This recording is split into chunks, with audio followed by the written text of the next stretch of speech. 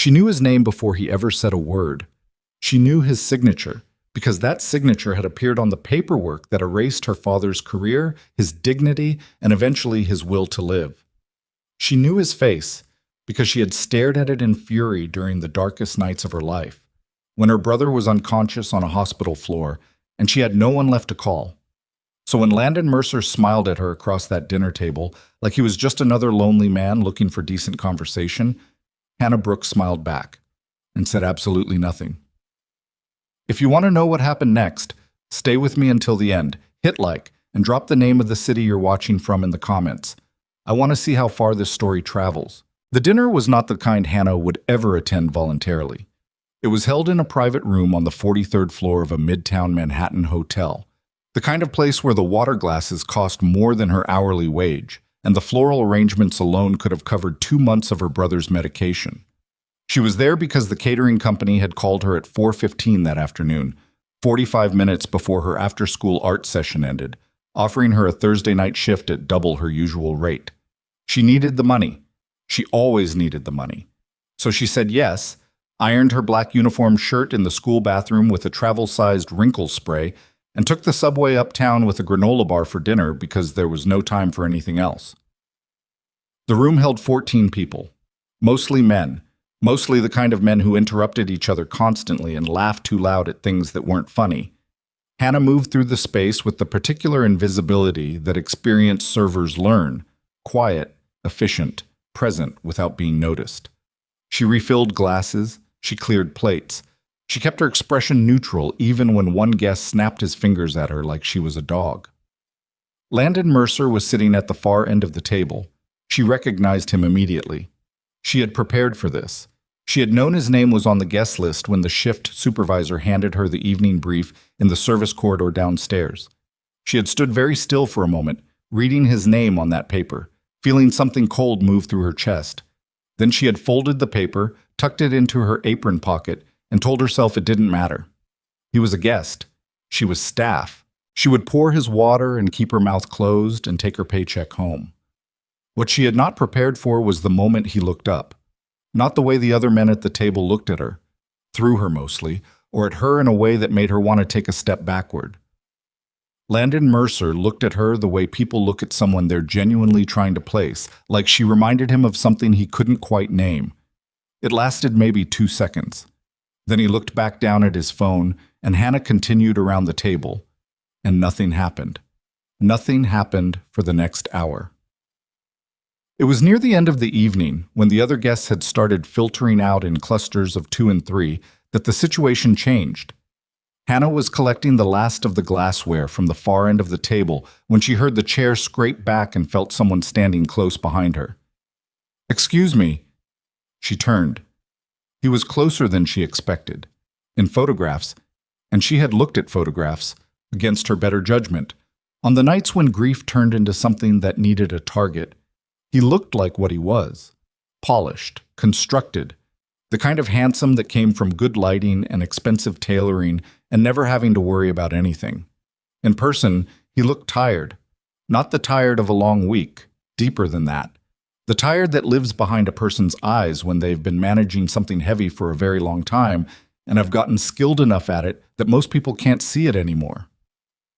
"I think you got the wrong glass," he said. He was holding out a half-full glass of sparkling water. "That one was mine. This one's yours to take."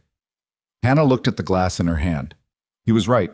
She had picked up his water instead of the empty one beside it. "Sorry," she said. She swapped them. "No problem." He didn't move away immediately. "Long night?" She met his eyes for exactly a beat longer than was necessary. "I'm fine, thank you." "I didn't ask if you were fine. I asked if it was a long night." It was such a small distinction that it almost didn't register. Almost. Hannah looked at him again, more directly this time, the way she usually didn't allow herself to look at guests. He wasn't smiling in the way men smiled at servers when they wanted something. He looked like he had asked a genuine question and was genuinely waiting for an answer. "Yes," she said, "it's a long night. I'm sorry about Marcus." He nodded toward the far end of the room, where the finger-snapping guest had exited 20 minutes earlier. The man has no manners, never has. It's fine. It's not, actually. He said it simply, without drama. But I understand if you don't want to get into it with a stranger. Hannah looked at him for a moment. I need to finish the table. Of course. He stepped back. Have a good night. She went back to clearing the table. She was hyper-aware of him moving toward the door, gathering his jacket from the back of his chair, checking his phone once. She waited for him to leave. He stopped at the door. For what it's worth, the centerpiece with the blue flowers was a good choice. Most people in this room wouldn't have noticed, but whoever arranged them kept the sight lines low so people could actually see each other across the table. It made a difference to the conversation. Hannah paused. That was me, she said. He blinked. You arranged them? The floral vendor was running late. I got here early. The event coordinator was panicking. She shrugged. I just moved them around. For the first time that evening, Landon Mercer smiled. Not the practiced smile she had seen him use on the other guests. Something smaller, more genuine. Well, he said, you have a good eye. He left. Hannah stood alone in the emptying room with her hands full of other people's glasses and her heart doing something strange and uncomfortable in her chest. She set the glasses down. She pressed her palms flat against the white tablecloth and breathed. She had expected to feel many things if she ever found herself in the same room as Landon Mercer. Rage, grief, the specific, airless kind of hatred that keeps you awake at 3 a.m, reconstructing conversations you'll never get to have. She had not expected to feel confused. Hannah Brooks had grown up in a neighborhood in Queens that people from Manhattan described as up and coming for about 15 years without it ever quite arriving. Her father, Daniel Brooks, had worked in financial services for most of his adult life, not at the glamorous end of the industry, not managing hedge funds or sitting in glass towers, but in the administrative infrastructure that made those towers function. He had been the kind of employee who arrived early and left late and remembered everyone's birthday and trained every new hire with patience and care. He had worked for the same mid-sized financial services firm for 22 years. He was 54 years old when Mercer Capital acquired the firm. Hannah had been 26. She remembered the phone call with the clarity that the brain reserves for moments it knows will matter. She had been at her kitchen table grading student artwork. She was 3 years into her teaching job by then, when her father's number appeared on her screen. She remembered thinking it was unusual for him to call on a weekday evening. He was a man of routine. They're shutting down our division, he said when she picked up. His voice was careful, the way it got when he was trying not to alarm her. Corporate decision. The new owners are consolidating everything. Dad, it's fine. I'll find something else. A pause. I just wanted you to hear it from me. He didn't find something else, not because he didn't try. He sent out applications for 8 months. Hannah knew this because she helped him update his resume, sat with him at the kitchen table on Saturday mornings reformatting documents and researching companies. But 54 in financial services, without the pedigree of a top-tier firm on his resume, was a harder sell than either of them wanted to admit. The interviews came and then stopped coming. The savings eroded. Her parents had to sell the house in Queens and move to a smaller apartment in a less convenient part of the borough. Her mother picked up part-time work at a department store. Her father grew quieter. Her younger brother Marcus was 17 at the time. He had been the kind of teenager who held everything inside and expressed nothing, and who Hannah had always worried about in a low-grade background way that she never quite put into words. Watching their father come undone, slowly, privately, in the way that people who are proud of their self-sufficiency tend to come undone, did something to Marcus that none of them could reverse in time. He started disappearing in the evenings.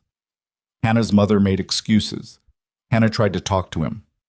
Her father, too deep in his own collapse by then to reach outward, didn't notice until it was already too late to notice. 3 years after the acquisition, Daniel Brooks went to the garage on a Sunday morning and did not come back. Marcus was the one who found him. Hannah didn't tell this story often. She told it to almost nobody, actually. She kept it in the part of herself that she had sectioned off and sealed the way you seal a room in a house that sustained structural damage. It was still there. She just didn't go in. She functioned. She taught her classes. She ran the community art sessions at the center in Bushwick on Tuesday and Thursday evenings, the free ones she had started 2 years ago for adults who'd never had access to formal art education. She made sure Marcus got to his NA meetings when she could drive him. She paid her rent. She did not think about Landon Mercer on most days, only on the bad ones. The second time she saw him was not planned by either of them, or if it was planned by him, he was considerably better at hiding it than she expected. It was a Thursday evening, 3 weeks after the dinner. Hannah was leaving the community center in Bushwick at 9:45, later than usual because one of her adult students, a man in his 60s who had never held a paintbrush in his life until 8 months ago, had stayed behind to finish a piece he was making for his granddaughter's birthday.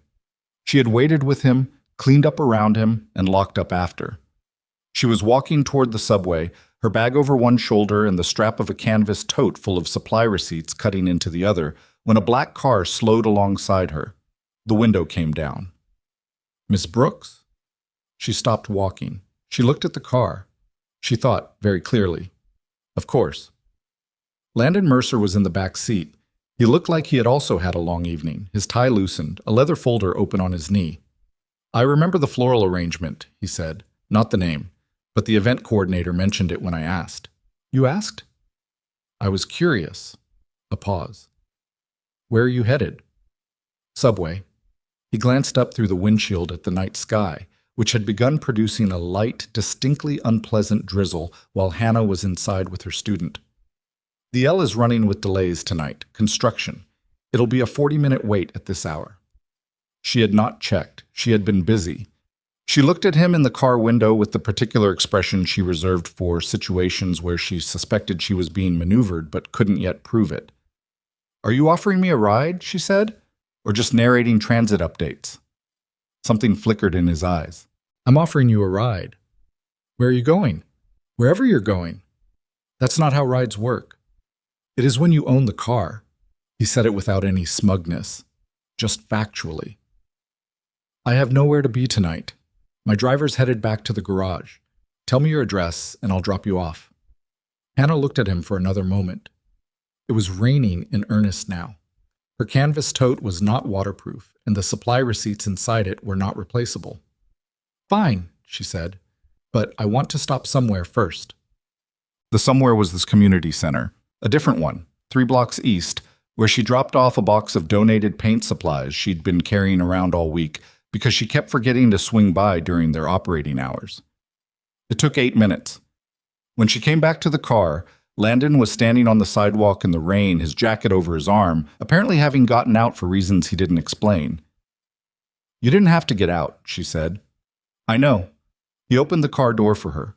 She got in because the rain was now genuinely unpleasant, and she had already committed to accepting the ride. Not because she was charmed by the door opening. She was not charmed. She reminded herself of this firmly. "What was in the box?" he asked when they were moving. "Art supplies, paint, brushes, some canvas boards.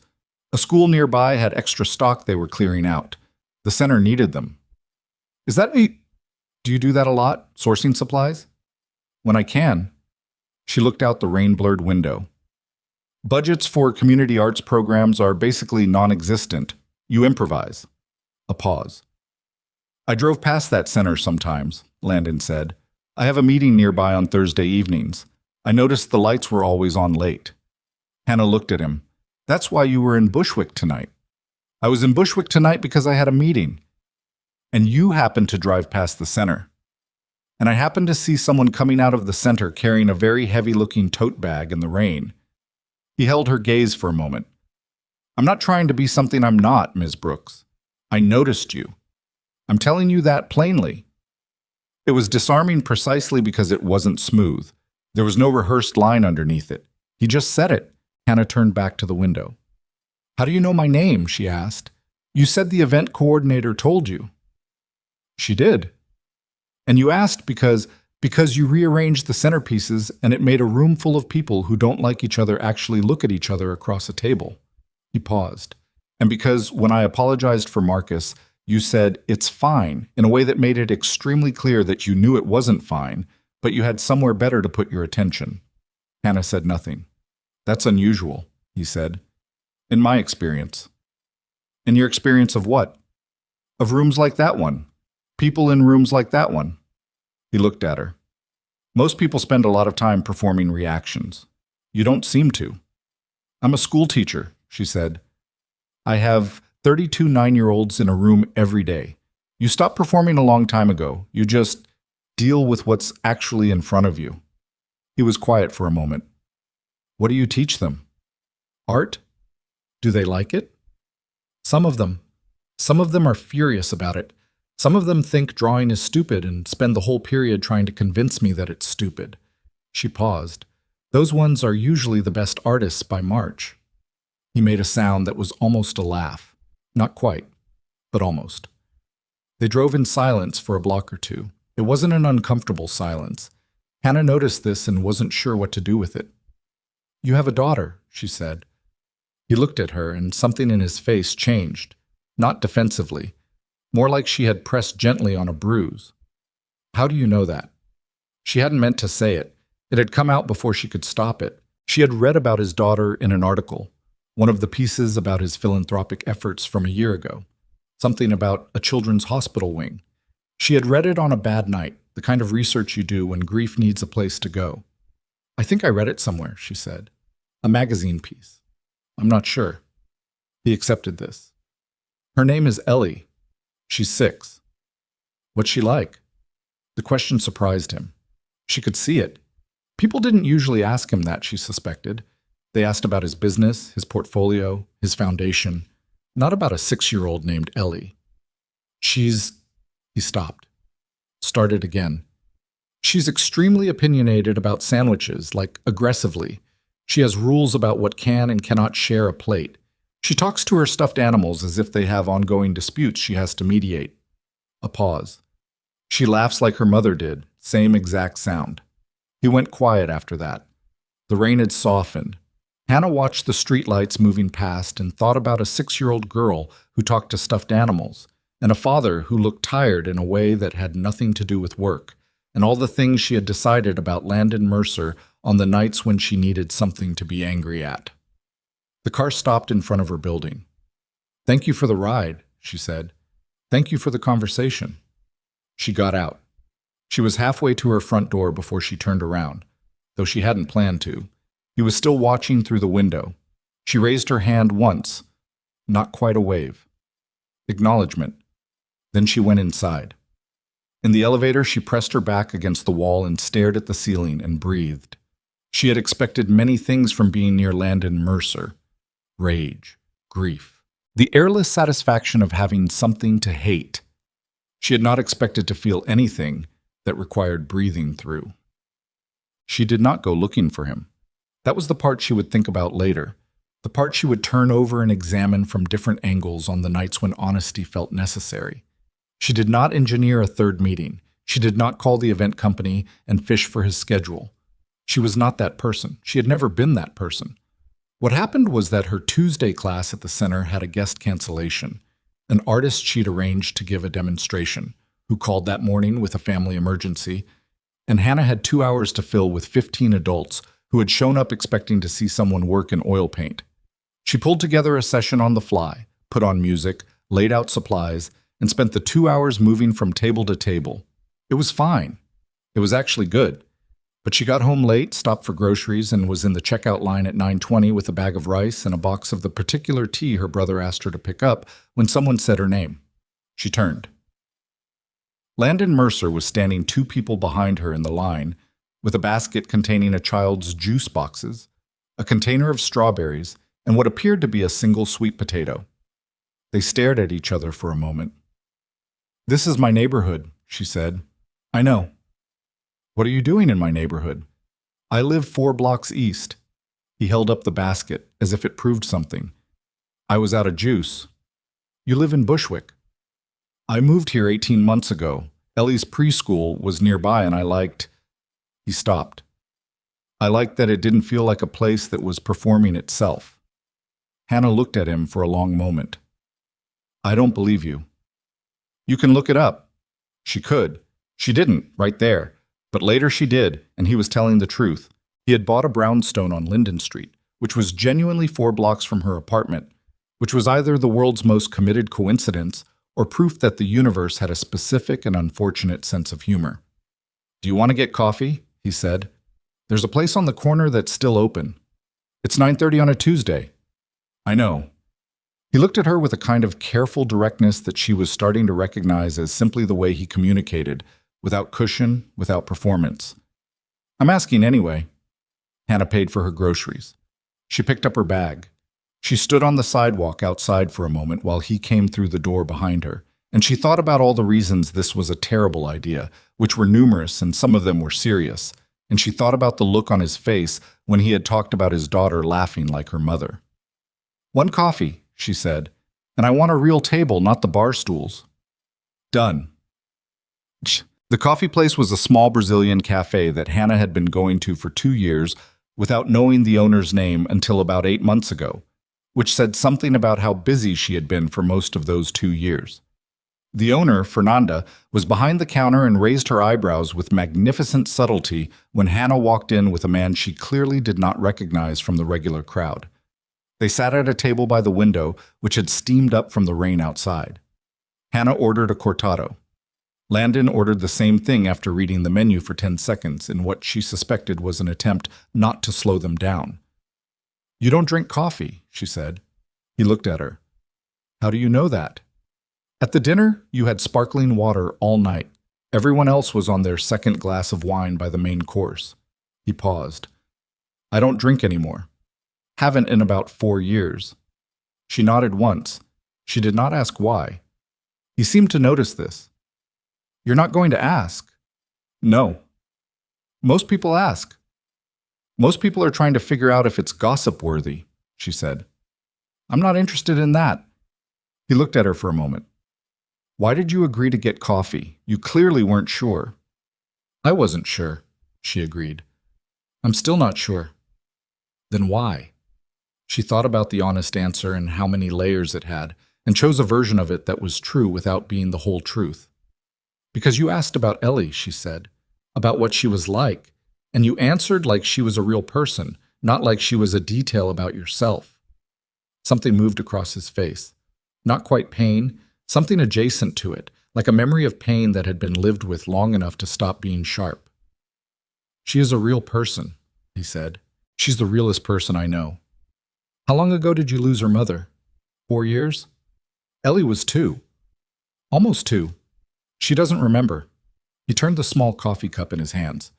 "Which is maybe better. I'm not sure. I go back and forth on that." "What was she like?" Hannah asked. "Her mother." He looked up. It was clearly not a question he had been asked in a while, either. "Funny," he said, after a moment. "Genuinely funny.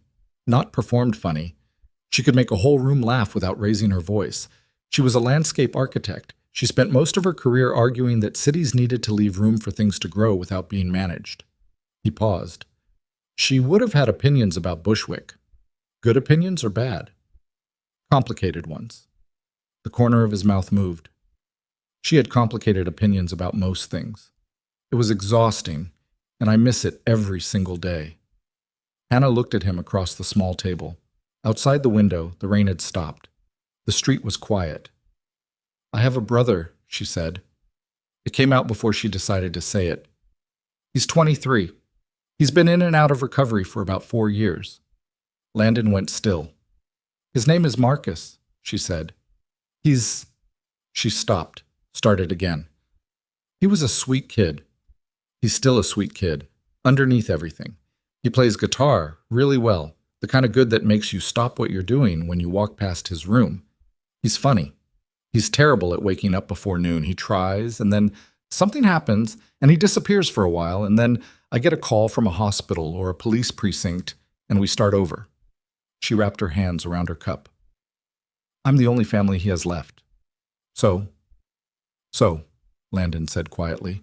"So you get up and you start over because what else are you going to do?" A long pause.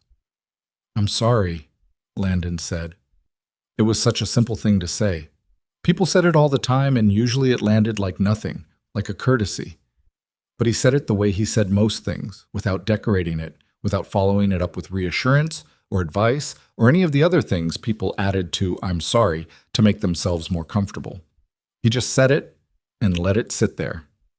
Hannah looked out the window. "He's actually doing okay right now," she said. 63 days clean. He's been going to meetings consistently. He's staying with me while he gets back on his feet. She paused. "I try not to count the days too loudly. Like, if I say it out loud too much, I'll jinx it." "I understand that feeling," Landon said. She looked at him. "What are you superstitious about?" He thought about it. "Ellie's bedtime," he said. "We have a routine. 23 steps, apparently. She counted them once, and now they're sacred. If I skip anything, I'm convinced something bad will happen, which is completely irrational." "It's not completely irrational. Tell me why." "Routine is how you signal to a child that the world is predictable," Hannah said, "after they've experienced something unpredictable. It makes sense that you both take it seriously." He looked at her for a long moment.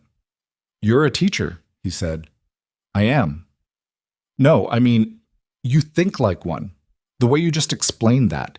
You see the function underneath the behavior." 23 years of being a big sister helps," she said. They sat there for a while longer. Fernanda came by once to ask if they wanted anything else, and Hannah shook her head, and Landon said he was fine, and Fernanda went away looking interested in a way that Hannah would have to address the next time she came in alone. At 10:50, Hannah picked up her bag from the chair beside her. "I have to go," she said. "I have an early class." "Of course." She stood up. He stood up. She had not expected him to stand up. It was a reflex, the kind of thing you don't notice a person doing until they do it. "Hannah," he said. She looked at him. I'm aware this is a strange situation," he said. "I'm not trying to be something I'm not. I'm just—" A pause. He looked for a moment genuinely uncertain. She had not seen him uncertain before. "I would like to have this conversation again." She looked at him for a long moment, at the tiredness behind his eyes, at the hands that had turned a coffee cup over and over while he talked about his daughter's laugh. "I teach Tuesday and Thursday evenings at the Bushwick Center," she said. "I leave at 9:30 most nights. I'm not making you a promise. I'm just telling you where I'll be." She walked out. She walked all the way home in the clear, rain-washed air without looking back, and she thought about the way a man who owned buildings had stood up from a chair when she stood up, and about a 6-year-old who counted bedtime steps to make sure the world stayed in place, and about the many serious reasons why any of this was a mistake. She thought about all of it, and she thought about how long it had been since anyone had asked her what she was superstitious about, and actually waited to hear the answer. Marcus was still awake when she got home. He was on the couch with his guitar, playing something slow and unfinished, stopping and adjusting, the way he had played since he was 16 years old. The apartment smelled like the pasta he had made for himself, and left the rest of it in the fridge with a note on the container that said, "For you, it's the good kind," because he knew she was always going to say she'd eaten when she hadn't. "You're late," he said without looking up. "I know." "Good late or bad late?" She set her bag down. She went to the fridge. She stood there for a moment looking at the container with the note on it, and she felt the particular kind of love that doesn't have a clean name, the love of a person you have held together with both hands for years, that is mixed up with fear and exhaustion and the specific tenderness of watching someone try. "I don't know yet," she said honestly. Marcus glanced up from the guitar.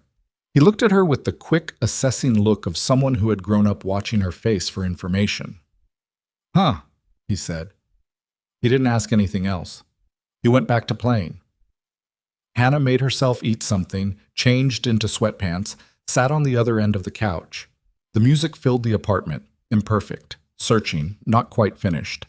She didn't think about Landon Mercer again that night. She almost convinced herself of that. He came on a Thursday. Hannah didn't know he would.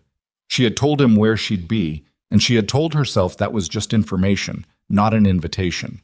And for the 11 days between the coffee and that Thursday evening, she had done a reasonable job of believing that. She taught her classes. She helped Marcus with his resume, which he was updating for a barista position at a place on Myrtle Avenue. She graded a set of 6th-grade self-portraits that ranged from genuinely moving to anatomically creative in ways she appreciated more than she could say in her feedback. She did not think about Landon Mercer with any consistency. That was mostly true. At 9:20 on that Thursday, she was in the supply room at the back of the Bushwick Center, washing brushes in the utility sink, when she heard the front door open. The last student had left 10 minutes ago. Fernanda from the cafe sometimes stopped by on Thursday nights to drop off leftover pastries, so Hannah's first thought was pastries, which said something about the state of her dinner that evening. She came out of the supply room with wet hands and a dish towel and found Landon Mercer standing in the middle of the main room, looking at the paintings drying on the wall-mounted drying rack along the north side of the space. He was in a dark jacket, no tie, hands in his pockets. He looked like he had come from something formal and detoured here on the way home. He was studying a painting that one of her students, a 51-year-old former bus driver named Gerald, who had started coming to her sessions after his retirement left him with too many empty hours, had finished 2 weeks ago. It was a landscape, technically imperfect, with a color sense that was entirely Gerald's own. "That one's not for sale," Hannah said. He turned around. "I wasn't going to buy it. Most people who look at things that way are thinking about buying them. I was thinking about how he got that color in the sky." He looked back at the painting. "It's not any single color. It's like 5 things at once." Hannah stood where she was, dish towel in hand, and regarded him. "How do you know it's a he?" "The signature says Gerald." She conceded this with a nod. "He mixes directly on the canvas. Drives me insane to watch because it looks wrong until suddenly it doesn't." "Does he know he's good?" "He thinks he's adequate. I've been arguing with him about that for 6 months. Landon turned from the painting and looked at her. He had that quality again, the one she'd noticed in the coffee shop, of being fully in the room. A lot of people she met were partially somewhere else even when they were standing right in front of you. He wasn't. "I hope I'm not intruding," he said. "You are a little." He accepted that. "Do you want me to leave?" She looked at him for a moment. Her hands were still damp. She finished drying them with the dish towel and set it on the edge of the nearest table. "I have to finish washing brushes," she said. "You can stay if you don't mind the smell of paint thinner." "I don't." He stayed. He didn't follow her into the supply room or hover. He moved through the main room quietly, looking at the other pieces on the drying rack. The student work pinned to the corkboards along the east wall, the shelf of art books with their cracked spines that Hannah had been accumulating from library sales and estate sales for 3 years. She could hear him moving around while she finished the brushes, and the specific silence of a person who knows how to exist in a space without demanding attention. When she came back out, he was standing at the shelf, looking at a book on Romare Bearden. "You have 2 copies of this one," he said. "One is mine. One is for lending." She started switching off the task lights along the work tables, working her way around the room. "I have a library system. Nobody respects it, but it exists." "What's the lending policy?" "Return it. That's the whole policy." She clicked off the 3rd light. "People are pretty good about it, actually. Better than I expected." "What made you start this?" he asked. He said it the way he asked questions, not as small talk, but like he was actually going to do something with the answer. Hannah paused at the 4th light. "I had a student, years ago, when I first started teaching. She was 8 years old and she was extraordinary. Her spatial reasoning, her color instinct, the way she approached problems. I used to save her work to show other teachers because I'd never seen anything like it at that age." She clicked the light off. "Her family moved at the end of the school year. Different borough. I lost track of her." She moved to the 5th light. "I thought about her for years. Whether she ever got to develop it, whether she had a teacher who saw it, whether life just closed around it." She stopped. "I can't help every kid I lose track of, but I can make sure there's a room somewhere with lights on late in case someone walks past and decides to walk in." The room was mostly dark now, lit only by the exit signs and the light from the supply room behind her. Landon hadn't said anything. She looked over and found him watching her with an expression she couldn't fully read. "What?" she said. "Nothing." He shook his head once. "Nothing. That's—" He stopped. "I run a charitable foundation, have for 5 years. Last year, we distributed $68 million.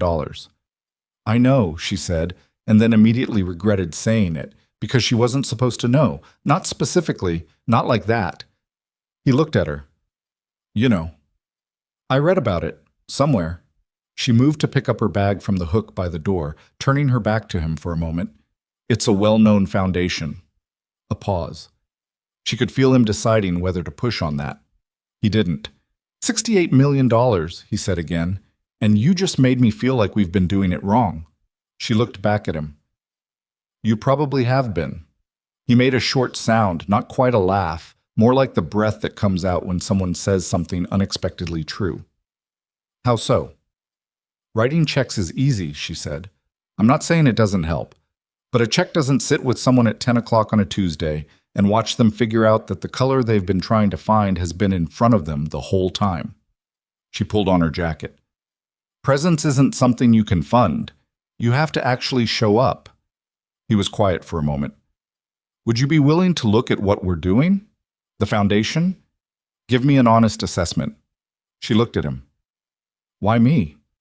Because you just said in 45 seconds what 5 consultants and 2 board retreats haven't managed to say in 5 years. He held her gaze. And because I think you'd tell me if something was wrong, without softening it. Most people don't actually want that. I know. A pause. I'm asking anyway. Hannah thought about it. She thought about the kinds of resources a foundation with $68 million in annual distribution could direct toward places like this room, if the direction was right. She thought about Gerald and his sky made of 5 colors, and the girl she had lost track of, and the lights she kept on late. Send me what you have, she said. Program summaries, grant criteria, whatever your team puts together. I'll read it. I'm not promising anything else. That's enough, he said. She locked up the center, and they walked out into the Bushwick night together. It was warmer than it had been, the city doing that thing it did sometimes in early spring where it relented, just a little, just enough. He walked her to the corner, not to her building, just to the corner, which she noticed, and then said goodnight and went the other direction toward Linden Street.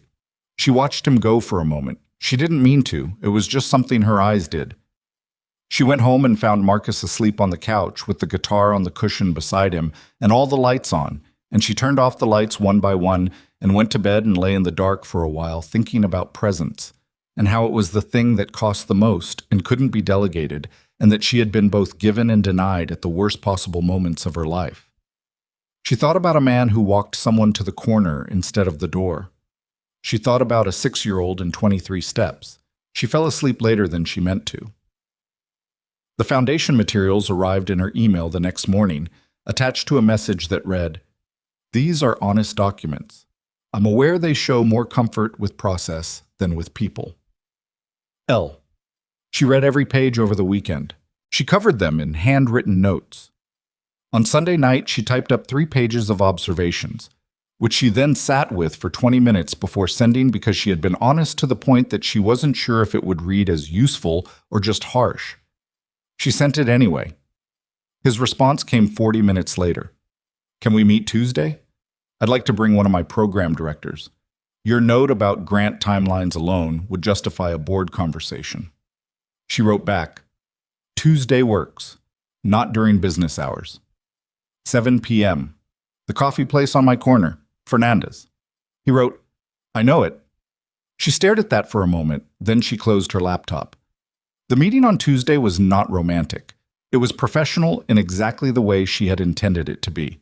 His program director was a woman named Sasha Chen, sharp and direct, who had clearly read Hannah's notes carefully and arrived with her own questions that were good ones. They sat at Fernandez for 2.5 hours and talked about grant timelines and community access, and the difference between programs designed for outcomes versus programs designed for optics. Sasha took notes with a mechanical pencil in a small leather notebook. Landon asked questions and didn't talk over either of them when they were working through something. It was the most substantively useful evening Hannah had spent in months that didn't involve a paint set. When Sasha left first, cab already waiting, she shook Hannah's hand and said, "I hope this is the beginning of something." She said it the way a professional says it, meaning the partnership, meaning the foundation work. Hannah understood that. She said, "I hope so too." After Sasha left, Landon stayed long enough for the second round of coffee to get cold. "She liked you," he said. "She liked the notes, which is more useful." "She's hard to impress." The notes and you are the same thing, in her assessment. Hannah looked at him. You didn't come to this to talk about the foundation. I came entirely to talk about the foundation. And then Sasha left. He held her gaze for a beat. And then Sasha left. Something shifted in the room slightly. Not dramatically, just the particular shift that happens when two people stop pretending they're only talking about one thing. This isn't simple, Hannah said. She meant it as a practical statement. No. I don't have time for complicated. I know. I have a full-time job, an evening program I run without pay, and a brother in recovery who needs consistency from me right now. I understand that. And you have a 6-year-old and an investment firm, and apparently a foundation that needs significant restructuring. Also apparently true. She looked at her coffee cup. I'm not saying no to anything, she said carefully. I'm saying I don't. I can't be something that gets picked up and put down when it's convenient. I've been that for people before. I know what it looks like from the inside. He was quiet for a moment, and when he spoke again, his voice was different, a degree quieter. My wife and I were together for 6 years before she got sick. 2 of those years I was building the company past a point where I could afford to be present. I thought I was doing it for us. I thought that was how you took care of people. A pause. She never said anything. She was generous like that. But I knew, at the end, I knew exactly how much I'd missed. He looked at the table. I'm not the person I was then. I've spent 4 years trying to become someone Ellie doesn't have to make excuses for. I can't promise I'll always get it right. But I'm not someone who picks things up and puts them down. Hannah sat with that. Tell me something you're bad at, she said. He looked up, surprised by the pivot. Sleeping, he said after a moment. I sleep badly. My mind won't stop processing. I have systems for everything. Lists, protocols, contingency plans, and none of them work at 2 in the morning. He paused. Patience with people who aren't direct. I've gotten better, but I have to work at it. And I'm bad at... He stopped. I'm bad at asking for help. I recognize when I need it, and then I do 3 other things instead. Why? Because needing help and being someone people depend on don't feel compatible. I know that's irrational. It's not irrational, she said. It's just expensive. He looked at her for a moment. What are you bad at? Letting things be unresolved, she said immediately. I need to understand things. It's useful most of the time and exhausting all of the time. And I push people away when I'm scared and call it giving them space. She turned her cup in her hands. And I'm bad at accepting help from people who haven't earned the right yet, which is probably relevant to this conversation. Probably, he agreed. They looked at each other across the small table with all their stated imperfections sitting between them. And something about that, the plainness of it, the absence of performance, made the air feel cleaner.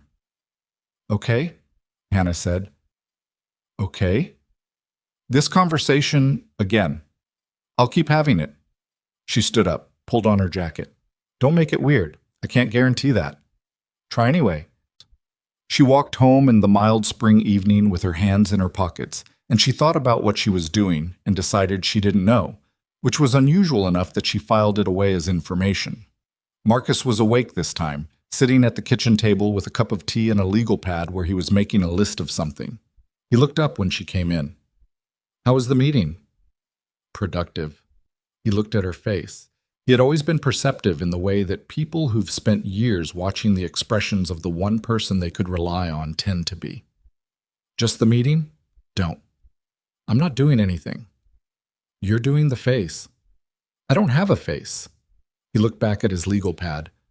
I'm just saying you look like a person who had a productive meeting and then had a slightly different conversation after the productive meeting. Hannah dropped her keys on the hook by the door. 63 days, she said. How are you feeling? The subject change was not subtle. Marcus let it happen.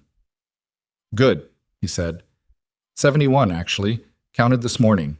She stopped, turned around. 71. 71. She looked at him across the kitchen. Her brother with his legal pad and his tea, thin in the shoulders in a way that would take months more to fill back out, with the careful eyes of someone who'd been to the edge of himself and was still navigating back. She felt the specific love again, the one with no clean name. That's really good, Marcus. I know. He didn't make it small. He just said it. I know it is. She made herself a cup of tea and sat across from him and asked what he was making a list of. And it turned out to be songs he wanted to learn, which was new. He'd been writing for so long she'd forgotten he used to love learning other people's music, too. They sat there for an hour, and he played her pieces of 3 different songs, and she told him which parts were her favorites and which parts he was rushing, and he argued with her about one of them and was probably right. It was a good night. She didn't let herself think about Landon Mercer again until after Marcus had gone to bed, and then she allowed herself exactly 15 minutes of it before she turned out the light. She recognized being careful in the way you are careful around something that has the capacity to matter. 17 days later, she met Ellie. It was not planned. That part was important to her later, in the reconstruction of events she did privately, because if it had been staged, she thought she would have felt the staging, and it would have told her something she needed to know. But it was genuinely accidental, the result of a scheduling miscommunication on Landon's end and a supply run on hers. She had been at a hardware store 2 blocks from his brownstone. She needed specific shelf brackets for the center's new storage wall, and the place near her apartment had been out of stock, when her phone showed a text from him. "I'm sorry. I completely forgot I have Ellie tonight. I can move our call to tomorrow if that's easier." He had been meeting her every Tuesday at Fernanda's for 3 weeks by then. Sometimes Sasha came. More often, it was just the 2 of them. And the foundation work was real and ongoing and gave them structure and also, she was aware, gave them permission to keep showing up. She had started to look forward to Tuesdays in a way she rationed carefully. She texted back, "It's fine, I'm 2 blocks from you anyway. I was about to head home." A pause. Then, "Do you want to come for dinner?" Ellie made pasta. There is a significant amount of pasta. Hannah stood in the hardware store aisle with her shelf brackets and read that text twice. She knew what this was. This was a door. She could walk through it or not. If she walked through it, things would be different after. Not worse, maybe, but different. She thought about Ellie, who mediated stuffed animal disputes and counted 23 steps. She texted back, "I'll be there in 10 minutes." The brownstone was the kind of Bushwick building that had been quietly, carefully renovated rather than aggressively overhauled. The outside looked like the neighborhood, worn brick and iron railings, and the inside was warm and imperfect in ways that surprised her. Children's drawings were framed on the wall of the hallway going up the stairs, not organized, not matted to museum standards, just taped and hung and clearly rotated with pencil marks on the frame showing where older ones had been. The kitchen had a child-sized stool at the counter and evidence of recent pasta production scattered across most of the available surface area. Ellie was on the kitchen floor when Hannah came in, not doing anything in particular, just sitting with a collection of small plastic animals arranged around her in what appeared to be a configuration that made sense only from her perspective. She was small, dark-haired, with her father's direct way of looking at things. She looked up at Hannah and didn't say anything for a moment. Just looked. "Your shoes are wet," Ellie said finally. "It was raining." "You should take them off. We have a mat." Hannah took her shoes off and put them on the mat, and Ellie watched this with the satisfaction of someone whose advice has been correctly followed. "I'm Hannah," Hannah said. "I know, Daddy said." "What did Daddy say?" Ellie considered. "That you teach art and you're coming for pasta and that I should use my manners." She picked up a small plastic elephant. "Do you want to see my elephant?" "Very much." She sat down on the kitchen floor, which was not something she had planned, but Ellie had moved the elephant toward her and it seemed like the right response. And Landon, who had been at the stove looking like a man who was trying very hard not to appear to be watching what was happening, turned back to the pasta with the slightly too controlled movements of someone managing relief. The elephant's name was Gerald. Hannah looked up at the ceiling for a moment. "Did you name him?" she asked. "Yes." "Why Gerald?" Ellie shrugged with the philosophical indifference of a 6-year-old. "He looks like a Gerald."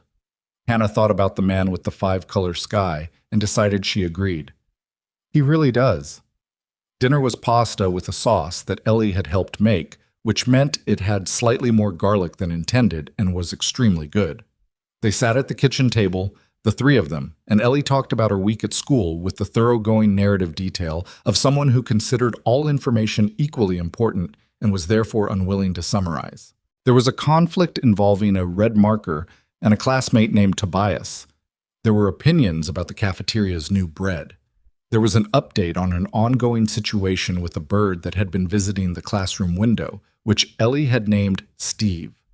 Landon ate his pasta and inserted commentary at appropriate intervals and looked, several times, at Hannah in a way that he didn't try to hide and that she received and didn't deflect.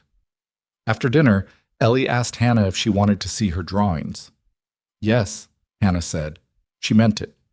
She sat on the edge of Ellie's bed, in a room that was authentically a child's room, lived in and chaotic in the specific way of someone who has pulled every book off the shelf at least once, and Ellie showed her a stack of papers from a drawer with the curatorial seriousness of a museum director. Hannah looked at each one. She did not perform enthusiasm. She said what she actually saw, the way she did with her students. This one has really good proportions, she said, at a drawing that was clearly supposed to be their building. See how you made the door smaller than the windows? Usually people do it the opposite way, but this is actually closer to how it looks. Ellie stared at the drawing. I didn't know I did that. You did it because you looked. That's the whole secret, actually. Most people draw what they think things look like. You drew what you saw. Ellie looked at the drawing for a long moment. Then she looked at Hannah with an expression that was startlingly adult. Can I come to your art class? Hannah smiled. You'd have to ask your dad. He says yes to things if you ask at breakfast. From the doorway, where Landon had appeared at some point, came a sound that was very clearly a suppressed laugh. Hannah looked at him over Ellie's head. He looked back, and his face, in that moment, not performing anything, not managing anything, just a man standing in his daughter's doorway while his daughter showed someone her drawings, looked like the least tired she had seen it. It lasted only a moment. Ellie demanded the next drawing be assessed. Hannah assessed it. The moment passed, but she carried it home with her that night on the subway, tucked somewhere she didn't examine too closely. The image of a man standing in a doorway finally, briefly, looking like he'd put something down. She got home and Marcus was awake, and she told him she'd had dinner with a friend, which was almost the truth and also wildly insufficient as a description of the evening, and Marcus looked at her and said nothing and went back to his guitar. She lay in bed that night thinking about Gerald the elephant, and 23 steps, and a little girl who paid attention to doors. She thought about all the ways a person could be known without being asked. She thought about Landon Mercer's face in that doorway. Then she turned on her side and went to sleep. She had, she understood, stopped being careful approximately 2 hours ago. She hadn't noticed it happening, which meant it had been happening for longer than that. She stayed with that fact in the dark for a moment. Then she let it be what it was. 6 weeks. That was how long it took for things to shift from something Hannah could describe to something she couldn't. 6 weeks of Tuesday evenings at Fernanda's that started at 7 and ended closer to 10. 6 weeks of texts about the foundation work that occasionally drifted into other territory. A photograph Landon sent of a grant report so poorly written it read like satire. A voice memo Hannah left him at 11 p.m. about a community partnership model she'd been reading about. An exchange at 1:30 in the morning that started with him asking if she was awake and ended 40 minutes later with them having argued, productively and without resolution, about whether institutional charity was structurally incapable of genuine impact or just habitually lazy. 6 weeks of Ellie asking, every time Hannah came for dinner, whether she could show her something new. It was the Ellie part that got her. She could manage the rest. She had managed complicated feelings before, and she knew how to keep them at a functional distance when necessary. But Ellie had no distance. Ellie was 6 years old and operated entirely in the present tense, and the present tense for Ellie now included Hannah as a fact of her environment, the way the elephant named Gerald was a fact, and the 23 steps were a fact, and the stool at the kitchen counter was a fact. Hannah did not know what to do with being someone's fact. She was thinking about this on a Friday afternoon in late April, sitting at her classroom desk after the kids had gone, grading the last of a set of watercolor assignments, when her phone rang. She expected Marcus. He called on Friday afternoon sometimes, from his NA meeting location, just to check in, but the number on the screen was one she didn't recognize. She almost didn't answer. She was tired. It had been a long week and she still had 40 minutes of grading ahead of her, and then 2 hours at the center, and then the subway home. She answered, "Is this Hannah Brooks?" A man's voice, careful and professional in a way that immediately made her stomach tighten. Speaking. "Ms. Brooks, my name is Dr. Renard. I'm calling from Lenox Hill Hospital. I have a Marcus Brooks listed as a contact." She was already standing. Her chair scraped back. The grating fell off the desk. "What happened?" "He's stable," Dr. Renard said immediately, the way they learned to say it fast because the alternative is someone collapsing on the other end of the line. "He's stable and conscious. He came in approximately 2 hours ago. There was an incident. I'll be there in 20 minutes. She was there in 17. Marcus was in a curtained bay in the emergency department, hooked to a monitor, looking smaller than she had ever seen him look. He was conscious. Dr. Renard had not lied about that.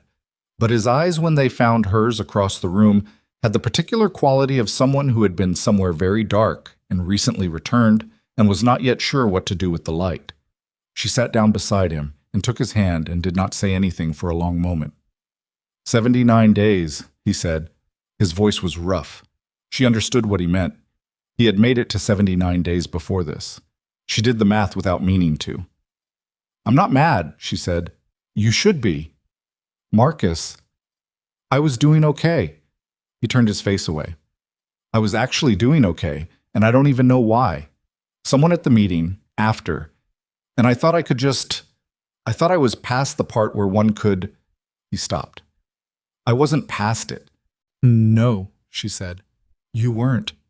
She stayed with him while they ran their assessments and spoke to the crisis counselor and made their referrals. She stayed because there was no one else to stay, which was not a new situation but was newly exhausting in a way she felt all the way into her back teeth. She called the school to arrange a sub for Monday in case she needed it. She texted the center to cancel Tuesday's session.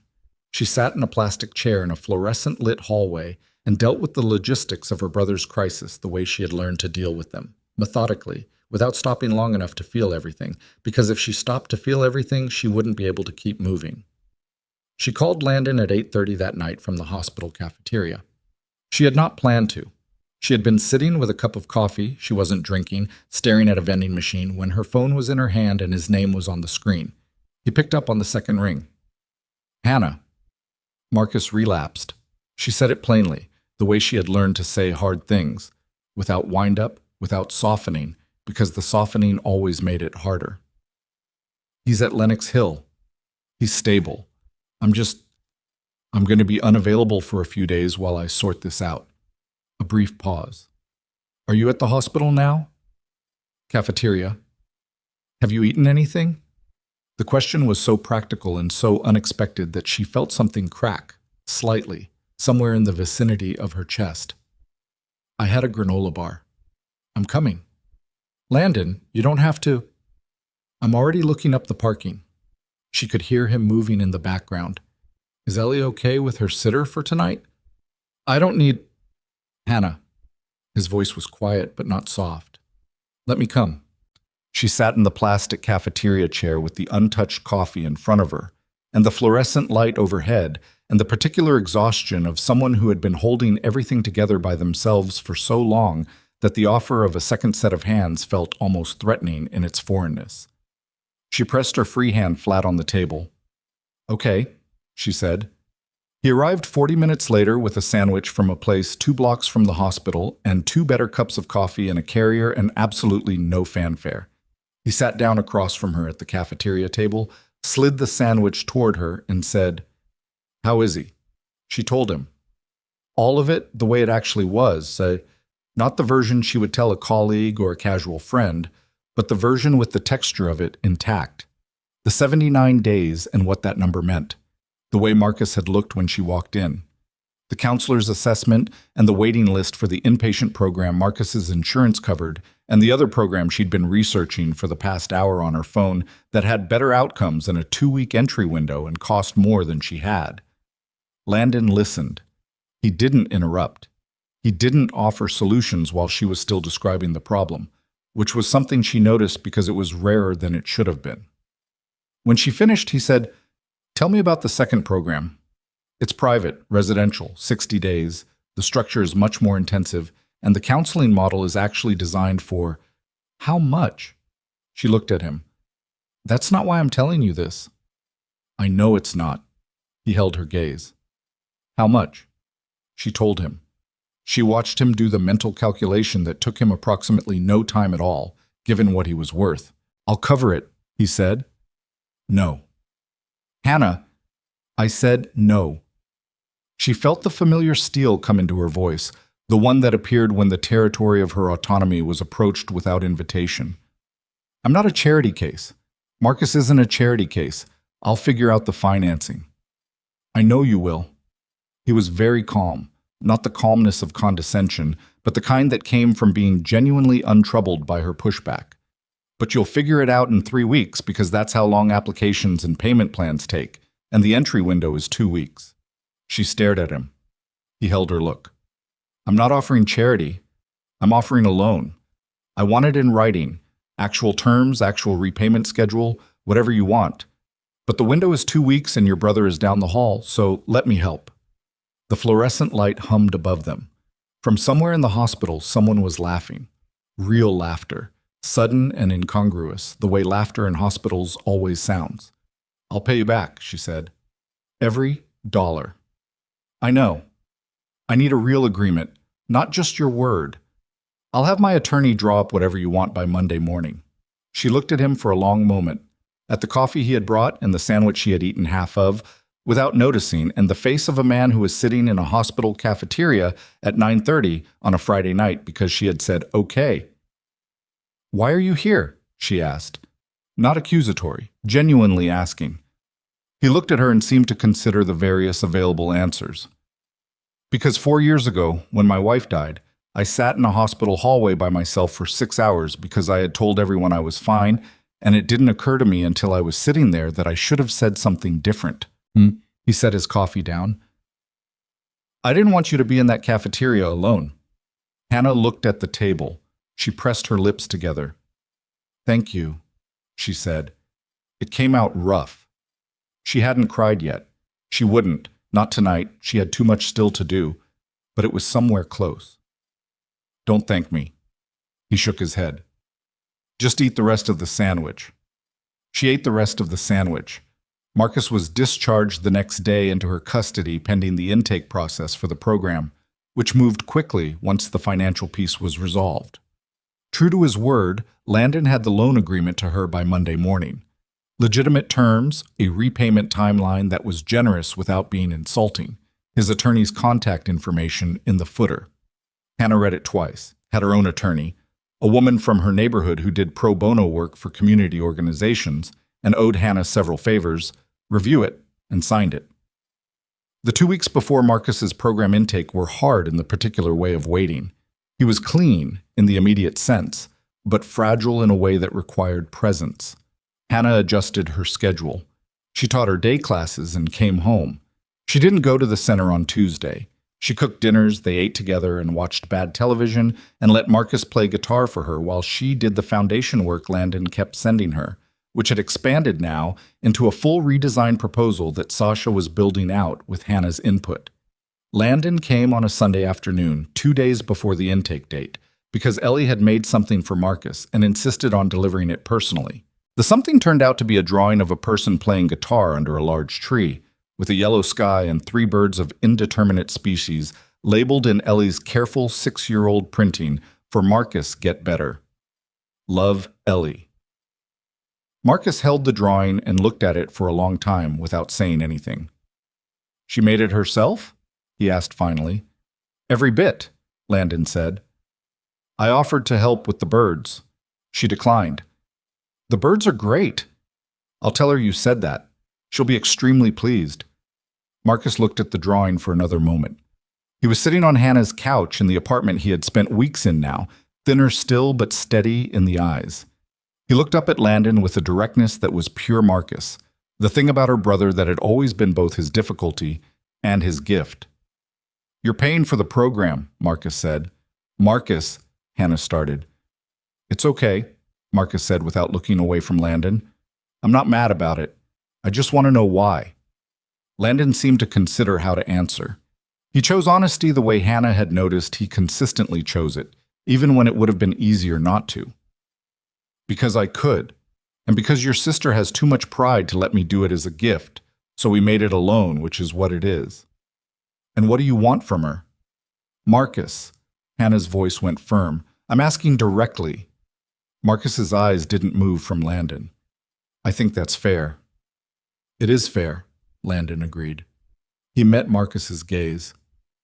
I want to keep having dinner on Thursdays, and I want your sister to stop pretending she's only here to help redesign my foundation's grant portfolio because I think she knows that hasn't been the whole story for a while, and I think she's running out of reasons to pretend otherwise. He paused. That's what I want. No strings attached to the loan. A silence. Marcus looked at his sister. Hannah was looking at Landon. Okay, Marcus said, and looked back at the drawing. The birds really are great. The intake day was a Wednesday. Hannah drove Marcus to the facility herself, a residential program in a converted house in New Jersey, 40 minutes over the bridge in morning traffic. She had packed his bag with him the night before, the way she used to pack for school trips when he was a kid, checking and rechecking that he had everything. He submitted to this with patience. In the car, they didn't talk much. Marcus had his guitar on his knee, which the facility allowed in the personal items, and he played small fragments of things at the stops. Hannah drove and led him. At the facility entrance, she helped carry his bag to the intake desk. She filled out the parts he needed her help with. She met the intake coordinator, who was warm in a professional way, the real kind of warmth, not the performed kind. And then there was a moment, after everything was signed and Marcus's room assignment had been given, where they stood in the front hallway, and it was almost time. He was the one who hugged her. She had been trying to calculate whether it would make things harder, and he made the decision for her by pulling her in, sudden and tight, the way he'd hugged her when he was a teenager and the world had gotten temporarily too large for him to manage. She held on. 79 days was real, she said into his shoulder. I know. You'll get back there. I know. He let go. His eyes were clear. Take care of yourself while I'm gone. Don't just work. Hannah. Nuki, he gave her the look, the one sibling saved for the exact moments when the other person is about to lie convincingly. Don't just work. She drove back to Brooklyn with the windows down and the music off, and the morning spreading itself across the bridge in the particular way of late April, messy and bright and not quite warm enough yet, promising something that hadn't arrived. She thought about her father. She thought about him more on days like this, when the logistics were handled and the crisis had a shape, and there was space in the forward motion for the things she usually kept moving too fast to feel. Daniel Brooks, who had been steady and present for 26 years of her life, and whose steadiness she had imported so completely into herself that sometimes she forgot it hadn't always been hers. Who had trained every new hire with patience and lost the thing he'd given his adult life to and gone quiet in a way she hadn't understood in time. She had been angry at him, briefly, at the very beginning. It was the kind of anger that came from love and fear and the unbearable specificity of loss, and it had burned out fast and left behind something she had no name for. Not grief exactly, more like a permanent adjustment in the way she understood the weight of things, how much invisible weight a person could be carrying, how little of it showed on the surface. She had been 29 when he died. Marcus had been 17. The math of what that did to a 17-year-old who already held everything inside was not complicated, and she had lived inside that math for 3 years already by the time she walked into a dinner service on the 43rd floor of a midtown hotel and recognized a name on a guest list. She had not told Landon any of this. She had not told him because she could not find a way to tell it that wasn't also an accusation, and she did not know if it was an accusation, and she was not sure what she wanted from the telling. She had been circling it for weeks in the privacy of her own thoughts, picking it up and setting it down, and it sat in her chest like something that needed to be moved, but that she could not yet determine the right place for. She did not tell him that afternoon, when she called to let him know Marcus was settled. She did not tell him that Thursday at dinner, when Ellie showed her a new drawing and Landon made a pasta entirely different from the previous pasta, and they talked about the Foundation's new community partnership framework until 10 p.m. She did not tell him on the Saturday when he took her and Ellie to a botanical garden in Staten Island, because Ellie had developed an interest in plants that Landon attributed to a book series, and Hannah suspected was partly an interest in having somewhere to walk for a long time on weekends. She did not tell him, and every day she didn't tell him, the thing got heavier. The first time she almost told him was a Saturday evening in mid-May. They were in his kitchen after Ellie had gone to bed, the 23 steps completed, the stuffed animals arranged in their correct configuration, a glass of water on the nightstand because that was step 18, and they were drinking tea because Landon had tea now, a specific brand she'd mentioned once, and he had bought it and put it in the cabinet next to his coffee without making anything of it. She had been reading a document on her laptop, and he had been reviewing something for work, and they had been sitting in comfortable parallel for an hour in a way that should have required more time between two people to arrive at, but had apparently not. And then he looked up and said, "You're somewhere else tonight. I'm right here." "Your body is. Your head's been somewhere else since you got here." She looked at him. She thought about it, picking the thing up again, turning it over, looking for the right entry point. "My father worked in financial services," she said, "for 22 years, at the same firm." Landon was still. He had good instincts about stillness, she had noticed. He didn't fill silence unnecessarily. He was 54 when the firm was acquired, she said, by a larger company. The acquiring company eliminated his division. She heard the shift in his breathing, barely perceptible. But there. "Hannah, I'm not done." She kept her voice level. She had been a teacher for 7 years. She could be level when she needed to be. He couldn't find another position. The savings ran out. They had to sell the house. He got very quiet. She looked at her hands. "Marcus was 17. He watched our father come apart slowly, and he didn't have the tools for it, and none of us saw what it was doing to him in time." She paused. 3 years after the acquisition, my father died, by his own hand, in the garage. Marcus was the one who found him. The kitchen was very quiet. "The company that acquired his firm," she said, "was a mid-size financial services group called Alderton Partners." She looked up at Landon. "Mercer Capital purchased Alderton Partners in the spring of that year. Your company, your acquisition." The color had left Landon's face. She watched him take it in, watched the thing land in him, the full weight of it, not the business abstraction of an acquisition, but the specific human architecture of what that decision had built downstream. A man who went quiet, a teenager who found him, a daughter who had been managing the wreckage for 6 years. "I knew your name," she said, "the night of the dinner. I recognized it from the paperwork. I had looked it up years ago when I was trying to understand what had happened. I knew exactly who you were when you walked over to correct my glassware." He hadn't moved. He was looking at her with an expression she couldn't fully categorize. Devastation, yes, and something more complex beneath it. The look of a person being forced to see the full shape of something they had kept abstract. "Why didn't you—" He stopped, started again. "Why did you stay? At the dinner? All of it. The coffee, the meetings, dinner, all of it." She considered how to answer that honestly. "At first I wanted to understand you. I had spent years with a shape of you in my head. A name on paperwork, a face in a magazine, something I could put the anger on. I wanted to see if the real person matched the shape." She set her laptop aside.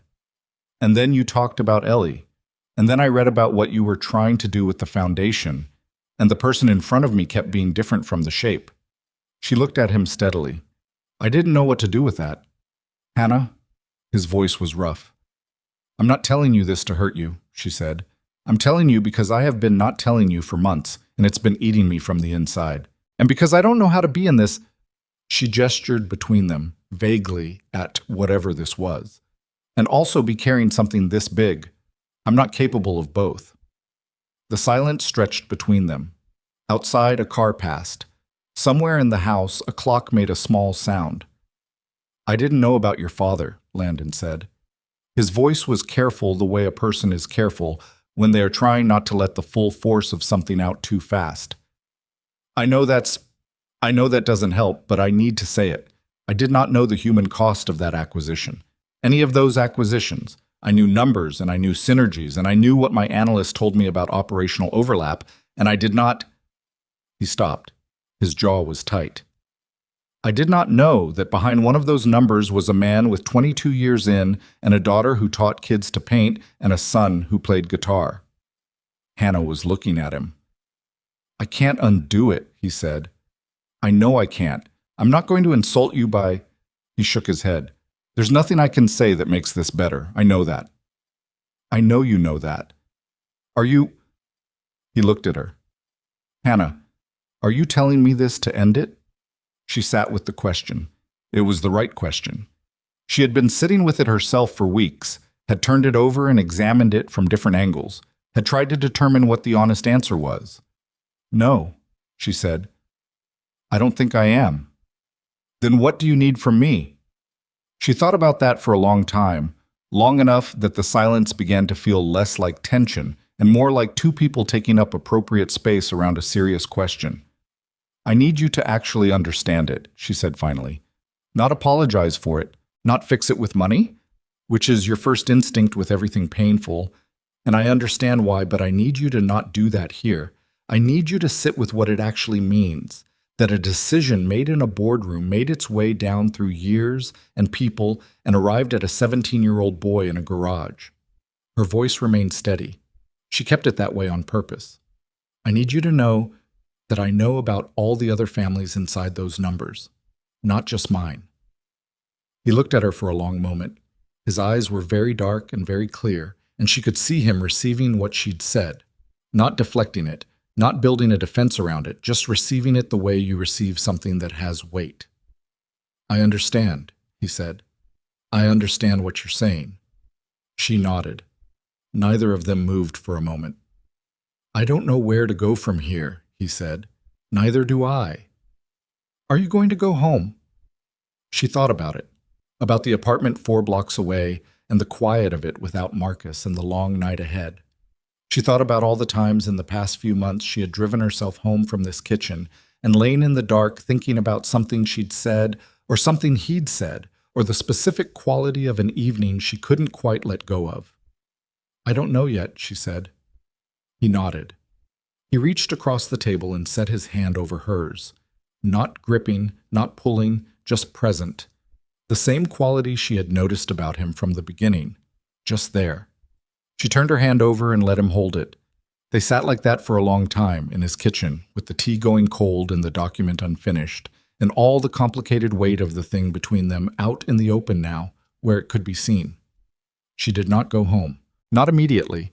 She sat in that kitchen with her hand in his until past midnight, talking. Not about the foundation, not about logistics, not about anything that required management. About her father, about the specific way he used to laugh at his own jokes, always a beat before the punchline. About the house in Queens and the kitchen table where they had spent Saturday mornings working on a resume that was never going to be enough.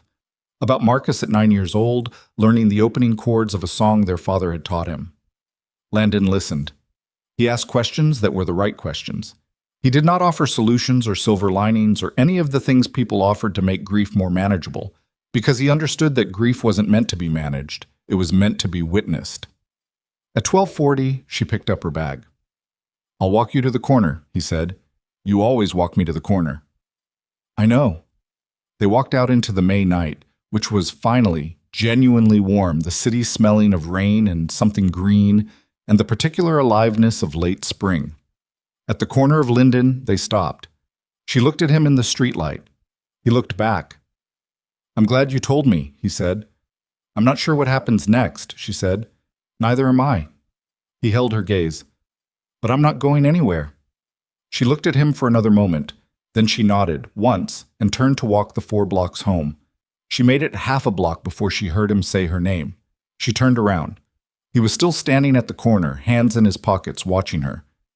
79 days was real, he said. For Marcus. She understood what he was doing, giving it back to her. Yeah, she said. It was. She walked home. She walked home and let herself into the apartment and stood in the kitchen that was too quiet without Marcus, and she pressed her palms flat on the counter and breathed. She had told him.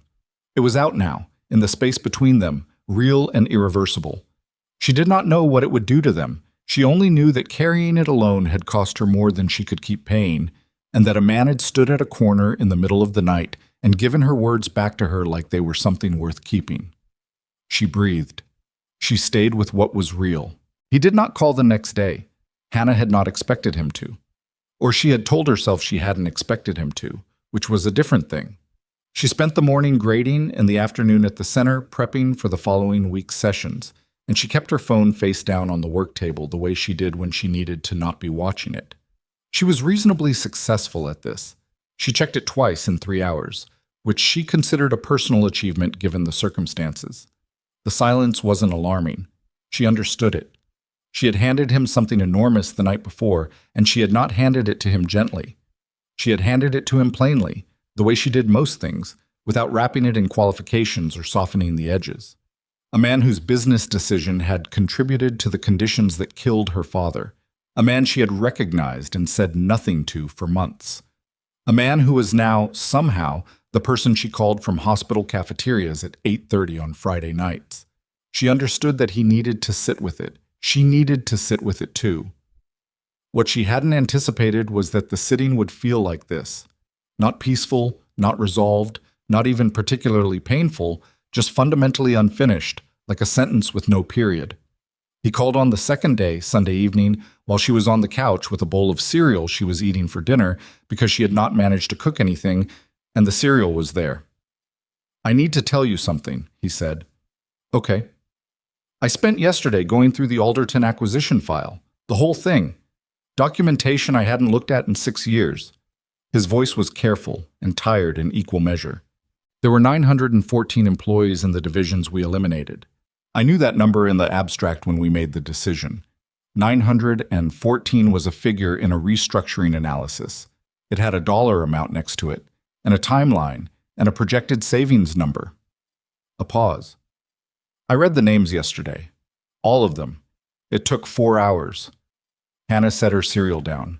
"Your father's name is in that file," Landon said. "Daniel Brooks, employee ID, hire date, department. 22 years of service noted in the HR record." His voice had something in it she hadn't heard before. Not quite grief, more like the specific sick feeling of understanding something you can't unknow. "I saw his name, and I thought about what you told me. About the Saturday mornings at the kitchen table. About Marcus learning guitar chords." He stopped. "I don't have anything useful to say about that. I just needed you to know that I read his name. That he's not a number to me anymore." Hannah sat very still on her couch. "I'm not telling you this to ask for something," Landon continued. "I'm not asking for absolution I'm not asking for anything. I know the difference between what can be repaired and what can't. I just needed to tell you that I looked." She let the silence sit for a moment. "Why did you look?" "Because you asked me to understand it. Not apologize for it, not fix it." He paused. "Reading 914 names is the closest thing to understanding it that I know how to do." She pressed the back of her hand against her mouth for a moment.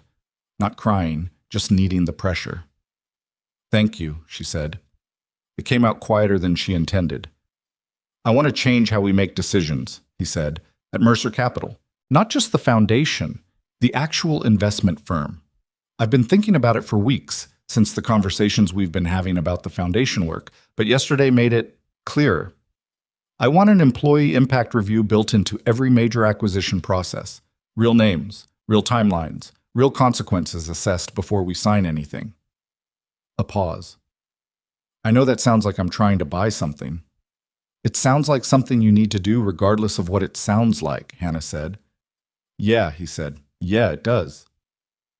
They stayed on the phone for another hour, not resolving anything, not drawing conclusions, just talking, which was what they seemed to do when things were serious.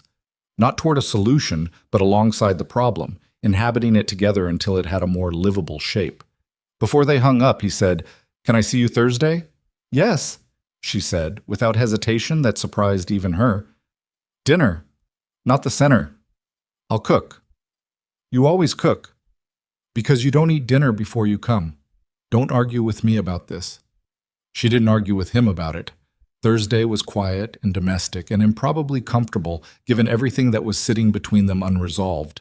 Ellie was in a phase of needing to show Hannah every picture she'd drawn since Tuesday, which was 7 pictures. And Hannah looked at each one with genuine attention while Landon moved around the kitchen and the apartment filled with the smell of something with garlic and herbs that she had started to associate, in the private architecture of her own responses, with coming in from the cold. They ate. Ellie talked about Steve the classroom bird, who had apparently brought a friend. She called the friend Steve too, on the grounds that Steve would want a friend with a familiar name.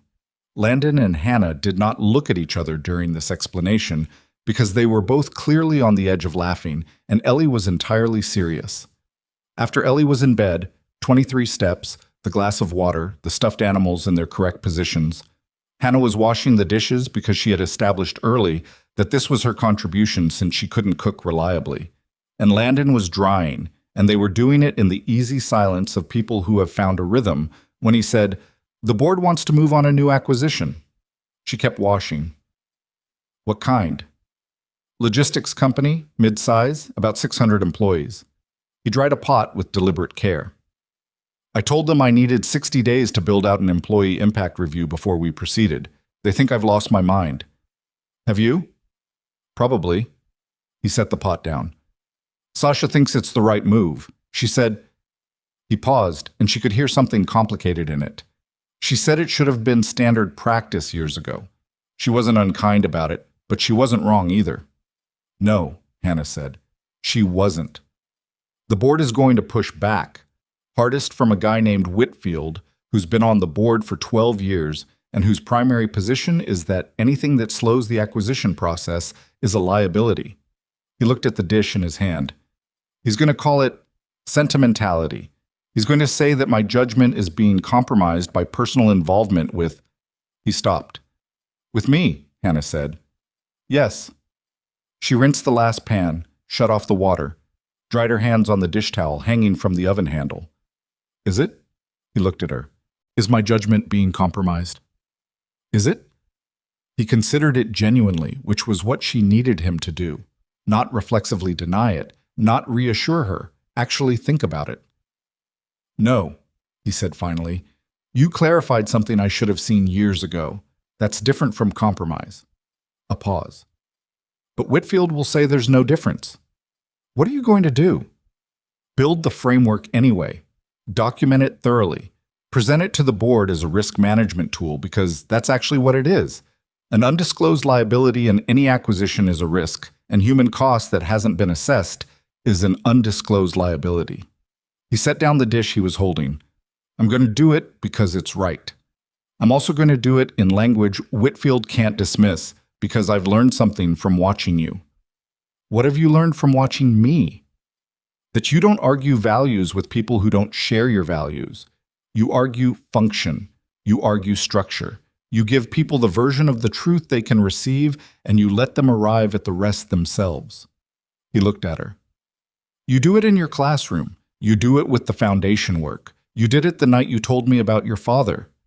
You gave it to me in the most precise language possible and let me sit with what it meant." Hannah looked at him for a moment. "That's a very charitable reading of what I did." "It's an accurate one." "I was also just saying what was true because I didn't have the energy to be strategic about it." "Those aren't mutually exclusive." She leaned back against the counter. The kitchen was clean, Ellie was asleep, the city was doing its late-night ambient hum outside the window. She felt in that moment the particular quality of an evening she would remember. Not because anything dramatic was happening, but because of the specific texture of ordinariness in a life that had been short on it for a long time. "I want to talk about the foundation redesign," she said. "The full scope. I have ideas I haven't brought to Sasha yet because I wasn't sure if they were too—" She searched for the word. "Too what?" "Ambitious. In a way that requires more than funding. It would require fundamental restructuring of how the programs are delivered." She crossed her arms.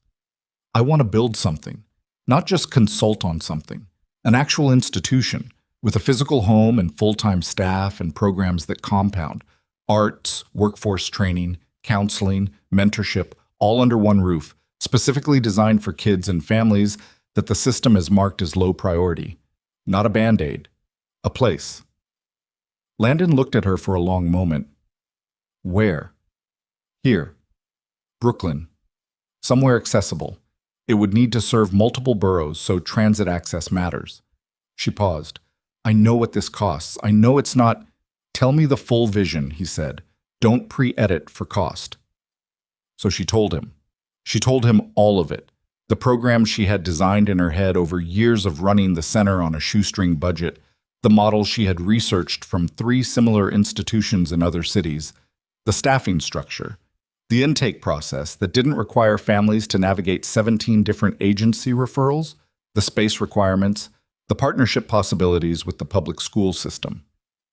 She talked for 40 minutes. She was sitting on his kitchen counter by the end of it, which she had not planned, and he was at the table with his laptop open, typing, which he had started doing 20 minutes in without asking permission because she was clearly not done and he needed somewhere to put the information. When she finished, he looked up from the laptop. The name, he said. She looked at him. What would you call it? She had not let herself think this far. It felt like counting something she hadn't earned yet. She looked at the window, the dark and lit city beyond it. I don't know yet, she said. Okay. He closed the laptop. We'll figure that out later. She looked at him. You're serious? I've been serious since you sent me 3 pages of foundation notes at 11 p.m. on a Saturday. He held her gaze. I just needed to know if you were serious. I'm serious. Then let's build it.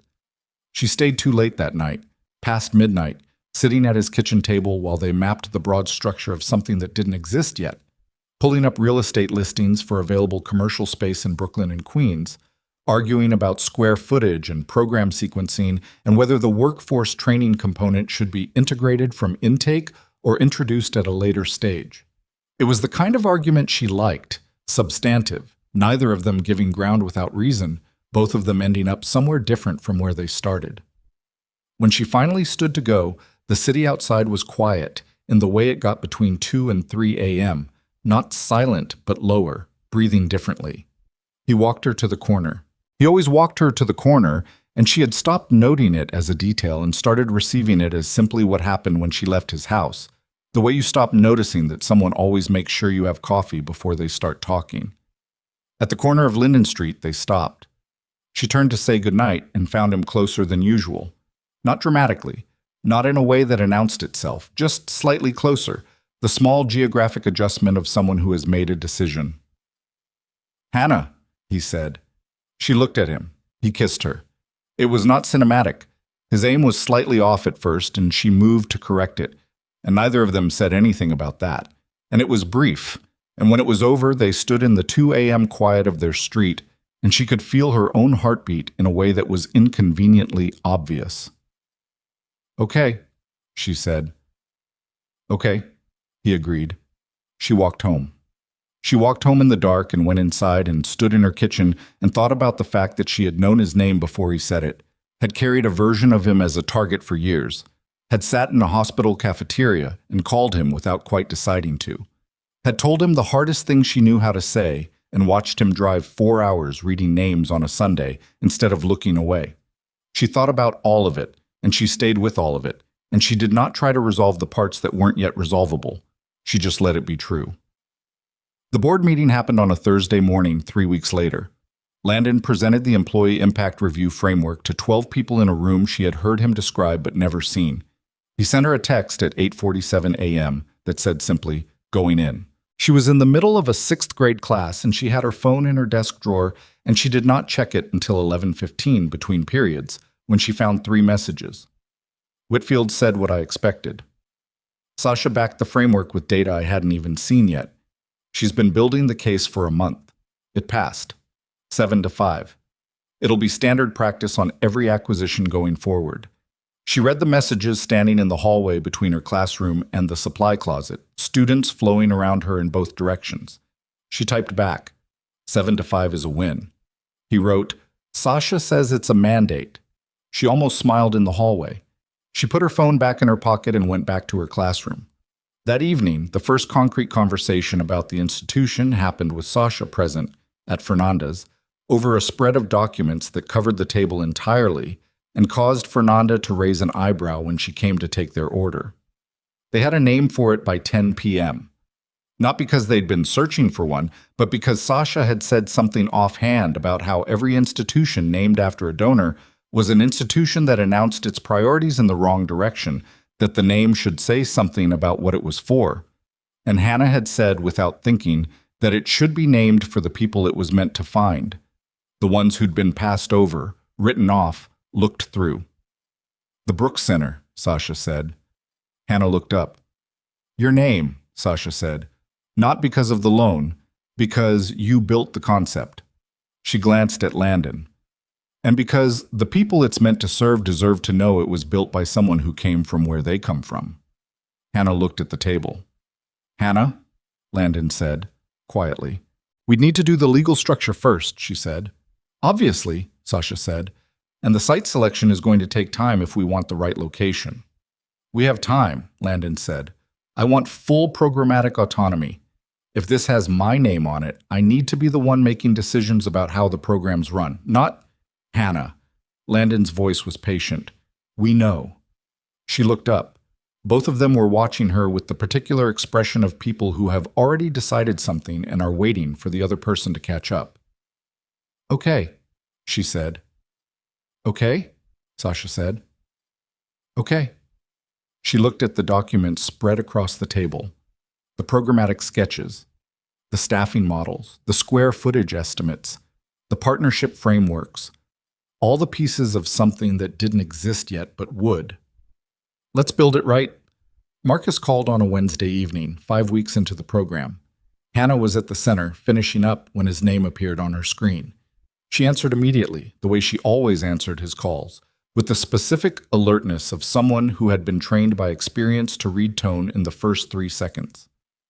Hey, he said. The hey was okay. She let out a breath she'd been holding since the phone lit up. Hey, how are you? Good. A pause. Actually good. Not just saying it. Okay. I've been talking to a counselor here. Like actually talking, not the version where you say enough to satisfy them and move on. Another pause. She asked me to draw something as part of a session. I didn't tell her about you, but I drew Dad at the kitchen table. Hannah sat down on the edge of the work table. It wasn't good, Marcus said. I can't draw.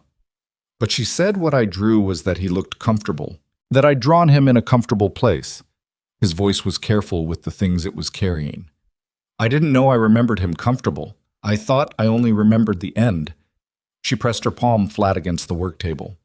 You were 9 when we used to do Saturday crosswords with him, she said. You were 9 and you refused to let anyone else fill in the ones you knew. You used to fight him about 7 across. A silence. Yeah, Marcus said. Yeah, I remember that. They stayed on the phone for 20 minutes. He asked about the center, and she told him about Gerald's new painting, which had been assessed by 3 different students as variously a mountain, a wave, and an extremely abstract dog. Marcus laughed, a real laugh, the kind that didn't have effort in it. She stored the sound of it. Before they hung up, he said, The guy down the hall here plays guitar. We've been playing together in the common room after dinner. A pause. He's better than me. Impossible, Hannah said. Extremely possible. He's been playing for 30 years. Then you have something to aim for. Yeah. She could hear him smiling. Hey, Han, the thing you're building. Landon told me about it on the visiting day. The center. She stilled. He told you? He came on visiting day. Did he not tell you that? He had not told her that. She filed that away with a precise, complicated feeling she didn't immediately name. He brought Ellie, Marcus continued. She drew me a picture of a guitar. She labeled it Marcus's guitar in case I wasn't sure. A pause. She's a good kid, Han. I know, Hannah said. The center you're building. I want to be part of it. I'm not asking for anything before I've earned it. But when I'm out, when I've got real time behind me, I want to work with families in the program. People dealing with what our family dealt with. His voice was steady. Not performing steadiness, just having it. I know what the inside of that looks like. That's got to be worth something. She thought about what he'd said, about the inside of something and what that was worth. Yeah, she said, it is. After she hung up, she sat in the mostly dark center for a few minutes with her hands in her lap, doing nothing. Not processing, not planning, just sitting with the particular quality of a moment that was sad and good at the same time, which was the kind of moment that most of her adult life had been made of. She thought about her father at the kitchen table, which Marcus had drawn and which she could see when she closed her eyes. The Saturday morning light, the newspaper folded to the crossword, the argument about 7 across. She thought about the name on the file, employee ID, hire date, 22 years noted. She thought about a man who had read 914 names on a Sunday. She turned off the lights and locked the center and walked out into the June night, which was warm and thick with the particular smell of a city summer beginning, and she called Landon. "Marcus said you came on visiting day," she said when he picked up. "A beat. He told you." "Why didn't you?" "Because I didn't go for credit," he said. "I went because he's your brother, and he's in a difficult place, and I thought it might help to have," he paused, "to not only have you." She stood on the sidewalk outside the center. A cab went by. Someone's window was open and music was coming out of it, something with a steady bass line. "Ellie drew him a guitar," Hannah said. "She was very committed to the label," Landon said. "She said she was worried he might think it was a piano." The laugh came out of her without warning, a real one, the kind she hadn't heard from herself in a while. She covered her mouth after, not to stop it, just because it surprised her. "Come over," he said. "It's not late. Ellie's still up. She'll be furious if she finds out you were nearby and didn't come." "It's 9:30. She negotiated her bedtime to 10 on Fridays. Don't ask. It was a whole thing." Hannah looked up at the June sky, which was the color of a bruise that was healing. She thought about the kitchen and the garlic smell and the 23 steps and the corner of Linden Street. "I'll be there in 10 minutes, she said. She was there in 8. Ellie was on the couch in pajamas with an expression of aggressive wakefulness, the look of a child who is proving a point about bedtime by being as awake as possible. When Hannah came through the door, Ellie sat up to full height. "I have a new picture," Ellie said. "I assumed," Hannah said, dropping her bag on the hook. "Let's see it." It was a picture of 3 people and an elephant. The 3 people were labeled Daddy, Hannah, me, in Ellie's careful printing. The elephant was labeled Gerald, naturally. They were standing in front of a building that was either a house or a tree, Hannah couldn't fully determine, and the sky above them was the color Ellie always used when she wanted it to look good. Yellow, because she had decided once that yellow was the best sky and had committed to it absolutely. Hannah looked at the drawing for a long time. "Do you like it?" Ellie asked. "Very much," Hannah said.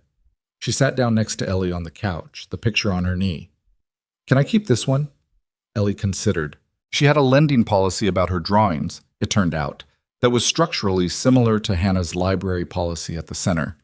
"You can keep it," Ellie said finally. "But you have to hang it up."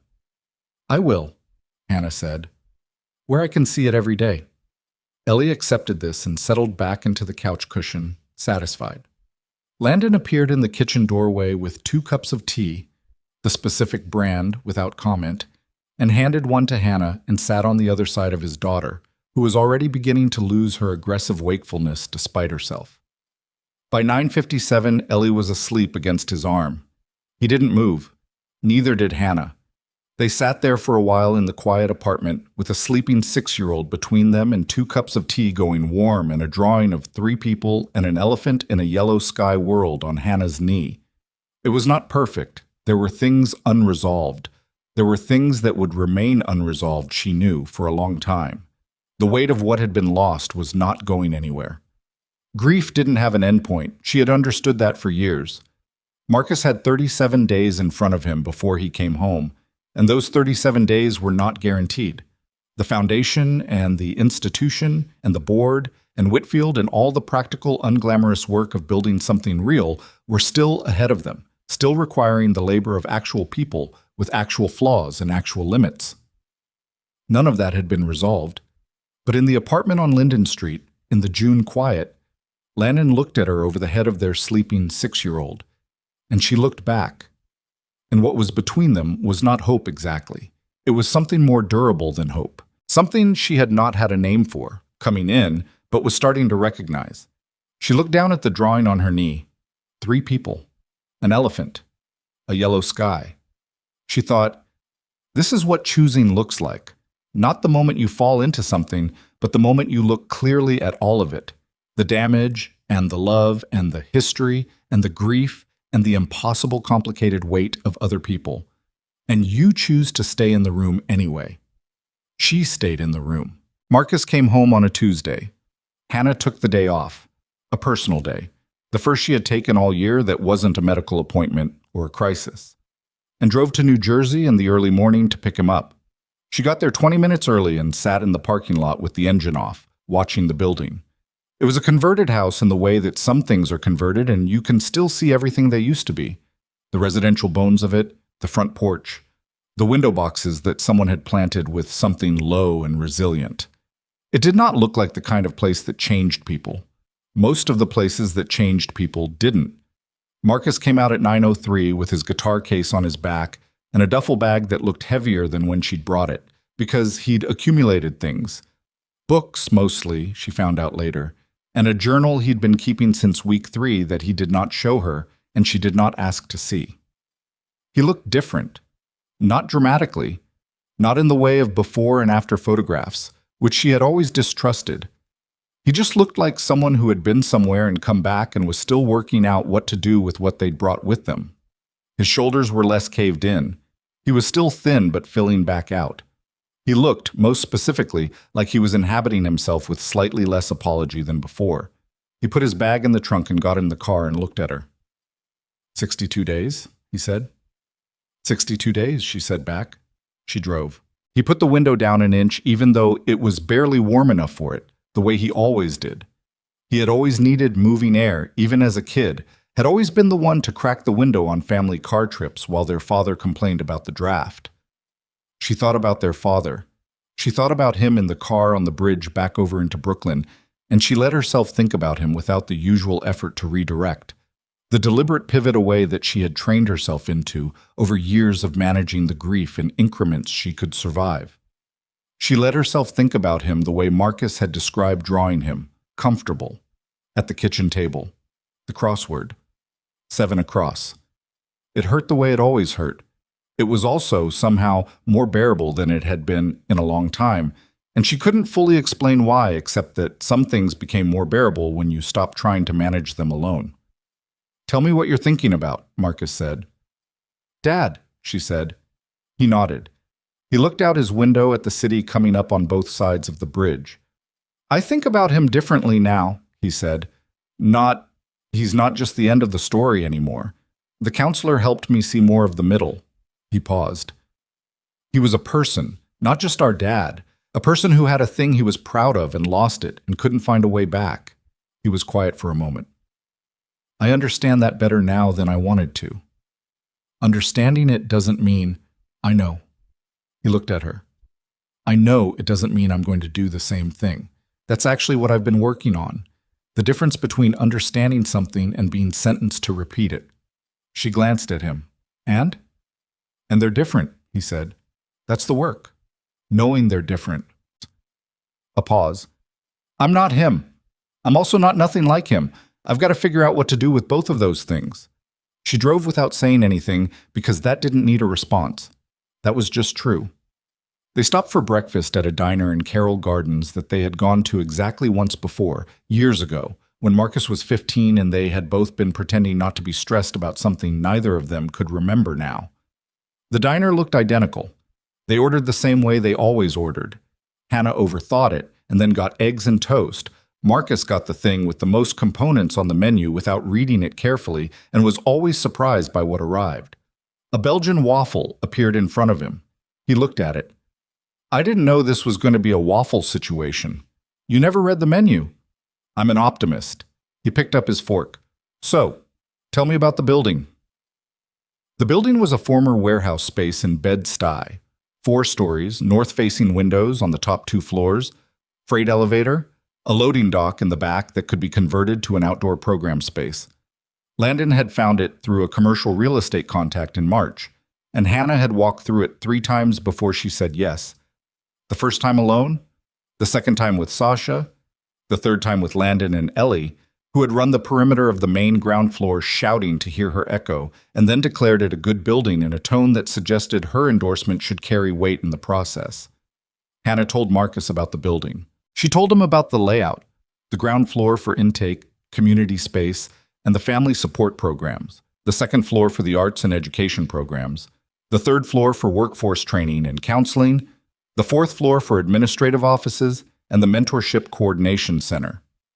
She told him about the partnerships she was building with 3 public schools in the surrounding area and the referral pipeline they were developing with family services organizations, and the artist residency program she and Sasha had designed that would bring working artists in to run extended workshops rather than one-off events. She told him about Gerald, who had agreed to be the first resident artist and had cried when she asked him in a way that made her have to look at the ceiling for a moment. Marcus listened to all of it with his waffle going mostly uneaten. "And me," he said when she paused, "where do I come in?" "I want you to develop the family recovery support program," she said. "Not run it alone. We're partnering with licensed counselors and family therapists for the clinical components, but the peer mentorship side, the part that requires someone who's been inside it." She looked at him directly. "That's yours to design if you want it. I'm not handing you a role out of obligation. I'm asking because you're the most qualified person I know for a specific thing that needs to exist." He was quiet for a long moment. He looked at his waffle. He picked up his fork again and ate a piece of it, and she could see him sitting with the weight of being offered something real at a moment when he was still finding out how much weight he could carry. "I'd want to do the training," he said. "Proper certification, whatever's required. Already built into the timeline. We've identified a program. 12 weeks, starts in September." He looked at her. "You already planned for this." "I had a strong hypothesis." He was quiet for another moment. Outside the diner window, a woman was walking a dog that was walking her, really, hauling her cheerfully down the sidewalk while she held the leash with both hands. Marcus watched this. Then he looked back at Hannah. "Okay," he said. "Yeah, I want to do it." She nodded. She drank her coffee. She did not make it sentimental because he didn't need sentiment right now. He needed structure and forward motion and something that confirmed the future was a place he was allowed to go. She had learned this about him slowly and the hard way, and it was one of the more useful things she had ever learned. "Finish your waffle," she said. "I'm getting there," he said. The building broke ground, or rather, the renovation began, since it was a conversion rather than new construction, in early July. Hannah stood outside on the morning the contractors arrived with coffee from Fernanda's and watched them begin the process of making a warehouse into something else, and she felt a thing she had almost forgotten the shape of: uncomplicated forward motion, the sense of something being built rather than managed. Landon stood beside her. He had his own coffee. He was not wearing the jacket she had first seen him in. It was July, early and already warm, and he was in a gray t-shirt with a small stain on the left sleeve that he had noticed and not addressed, which was something she had come to understand about him. He was meticulous about work and relatively unbothered by small domestic failures. She found this ratio appealing in a way she had not bothered to analyze. "You're not saying anything," he said. "I'm watching." "What are you thinking?" She considered how honest to be. She chose all the way honest, which was where she usually ended up anyway. "I'm thinking about whether I deserve this," she said. "The thing I get to build. I'm not being self-deprecating. I'm asking genuinely. Because my father didn't get to build something. He spent 22 years building something that got taken away. And I'm standing here watching the thing I get to build." She paused. "I'm trying to figure out what I'm supposed to do with the fact that I got lucky." Landon was quiet for a moment. "You didn't get lucky," he said. "You built something under conditions that would have ended most people. The center in Bushwick, your classroom. Marcus. You built all of that before this." He looked at the building. "This is just the part where the building has walls." She looked at him. That was almost poetic. "Don't tell anyone. I have a reputation." "As what?" "As someone who communicates primarily in financial analysis." She laughed. It came out easy, the way laughter had been coming easier in general for the past few months, and she noted that without making too much of it. He looked at her when she laughed. He did that, registered it specifically, like it was something he kept track of. She had noticed it months ago and said nothing about it because it made her feel too directly seen for casual acknowledgement. "I have something to tell you," he said. She looked at him. "The Whitfield situation." He kept his eyes on the building. "He called an emergency board meeting 2 weeks ago. I didn't tell you because I was handling it, and I didn't want to bring you into a board conflict that wasn't yours to manage." "Landon, let me finish." He turned to face her. He made the argument I expected, that the employee impact review was slowing the acquisition process, that the 60-day timeline was costing us a viable deal, and that my judgment had been, his word, contaminated by a personal relationship with someone who had a financial and emotional interest in challenging the company's historical practices. A pause. "He called you by name." Hannah held his gaze. "What happened?" Sasha had documentation on the review process. The data we'd gathered in 60 days was more comprehensive than anything the due diligence team had produced in previous acquisitions. She presented it as a risk management tool, which it is. 3 board members who had been neutral came down on our side. He paused. Whitfield resigned from the board after the vote. She processed that. "How do you feel about it?" He thought about this genuinely, which she appreciated. "Relieved," he said. "And I kept thinking about what you said, that you don't argue values with people who don't share them. You argue function." He looked at her. "We didn't win because we were right about the human cost. We won because Sasha proved the review process reduces liability.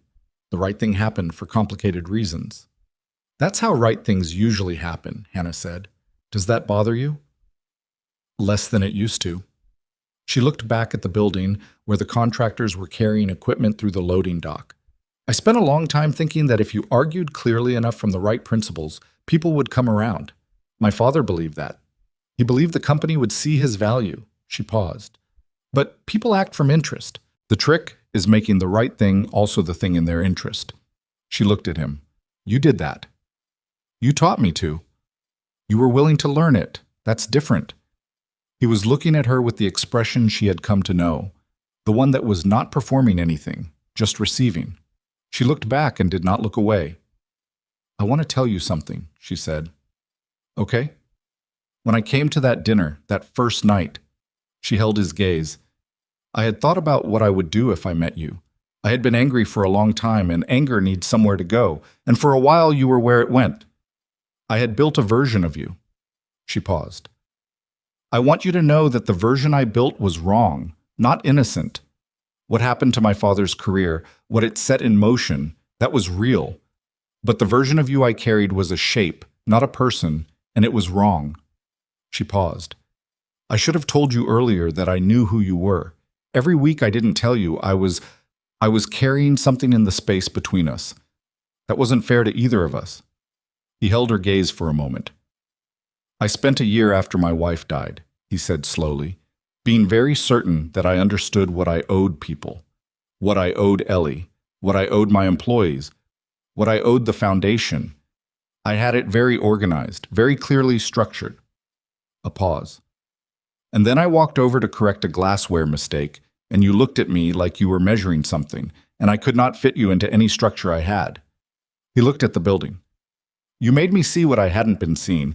I don't know if I can fully explain what that costs a person who thought they had everything accounted for." "It costs," she agreed. "Yes," he looked at her, "but I'd rather see it than not." She nodded. She turned back to the building. They stood together in the July morning heat, watching the thing they were building get 1 hour closer to existing.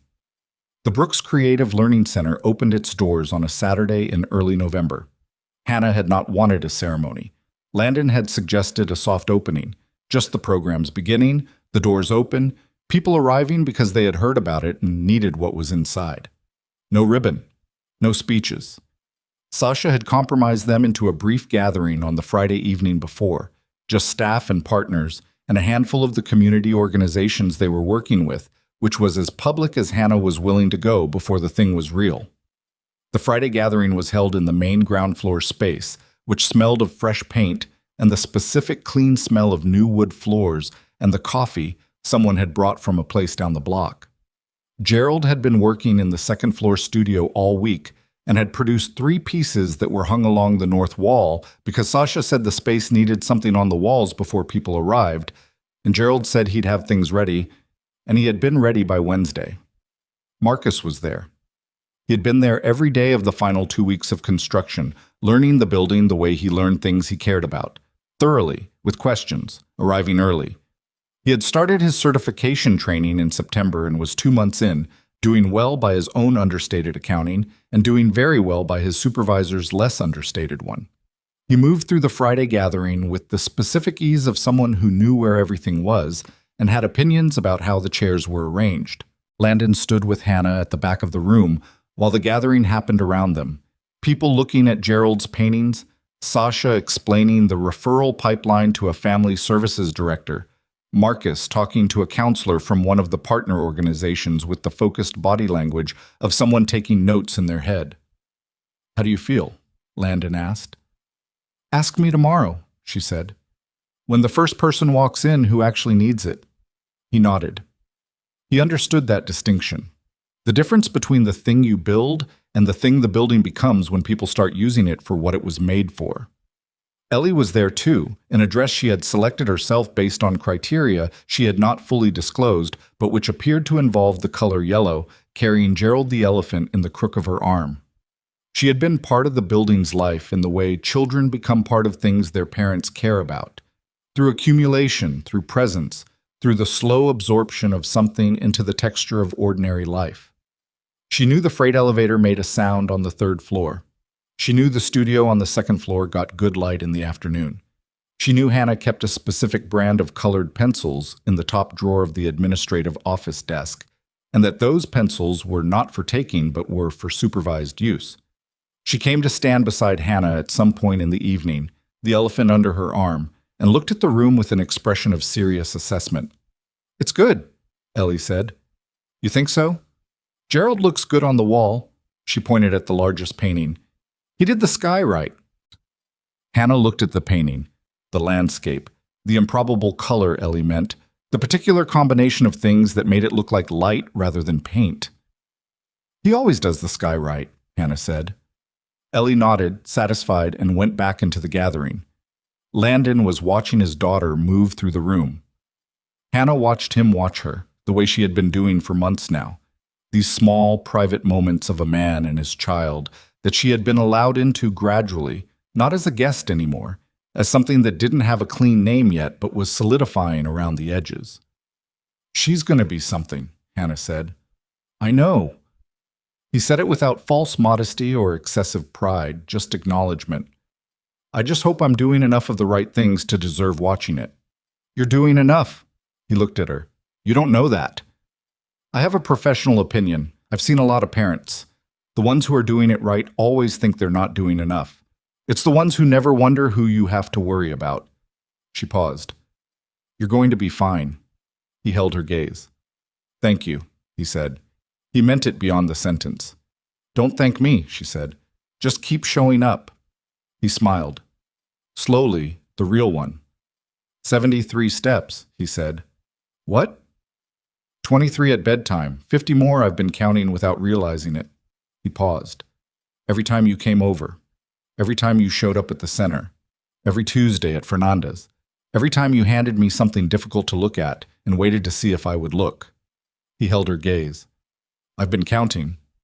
She looked at him. She was not going to cry at her own opening. She had decided this firmly in advance. "That's a lot of steps," she said. "It's a long walk," he said. "Worth it." She shook her head, but not in disagreement. The first person who came through the door on Saturday morning was a woman named Patricia, 38 years old, referred by one of the partner family services organizations. She had 2 kids, 9 and 11, and she had been trying to get the older one into an after-school arts program for 2 years, but the wait list at the school-affiliated programs never cleared. She walked in at 9:15 with both kids and looked around at the space the way people look at things they had started to believe weren't going to exist for them. Hannah was at the intake desk when they came in, not because she was supposed to be, Sasha had built a proper intake staff, but because she wanted to be there for the first one. Patricia looked at her and said, "Is this really free?" "It's really free." Hannah said. Patricia looked around again, at the walls, the light, the hallway leading back to the studios. My son, she said. He draws constantly, on everything. His teacher keeps having to call me about the notebooks. She paused. She means it as a problem. It's not a problem, Hannah said. Patricia looked at her for a moment. No, she said. I know it's not. Hannah showed them the second-floor studio. The 9-year-old, the drawer, whose name was Andre, walked in and stopped in the doorway the way people stopped in doorways when a room had the right light, looking at the windows and the long work tables and Gerald's piece on the north wall. He was quiet for a moment. Can I use that? He pointed at the oil pastel set on the nearest table. That's what it's there for, Hannah said. He sat down. He opened the set. He looked at the blank sheet of paper in front of him with the specific focused quality of someone who has been given something they did not expect and is trying to understand the full dimensions of it before they begin. Hannah stood in the doorway of the studio and watched him look at the paper, and she thought about an 8-year-old girl she had lost track of, whose name she could not remember anymore. Only the quality of her work, the spatial reasoning, the color instinct, the way she saw things. She thought about all the rooms without light in them, all the drawers full of work that no one had assessed, all the people who were good at things the world had given them nowhere to be good at. She thought about her father. She thought about 22 years in a crossword and 7 across. She thought about the shape of a person's life and what it meant that some shapes got to expand and others got compressed by forces the people inside them did not choose. And she thought about the fact that understanding this did not make it just, but also that doing nothing about it in the face of understanding was a different kind of choosing. She had been choosing, she understood now, for a long time. In the small accumulated choosing of kept lights and late hours and a library system nobody respected and a canvas tote full of donated supplies in the rain. She had been building something before she knew what she was building, the way people do when they are responding to something true in themselves before they have language for it. The building had walls now. That was what Landon had said. She turned from the doorway and walked back down to the ground floor, where Marcus was setting up his first group session space, chairs arranged in a circle, not in rows, which was a decision he had made deliberately and explained to her once in terms that were clearer than anything in the training materials. He was moving the last chair into position when she came in. He looked up. How is he? Marcus asked. He meant Andre, who he'd seen go up the stairs. Good, Hannah said. He went straight for the oil pastels. Marcus nodded.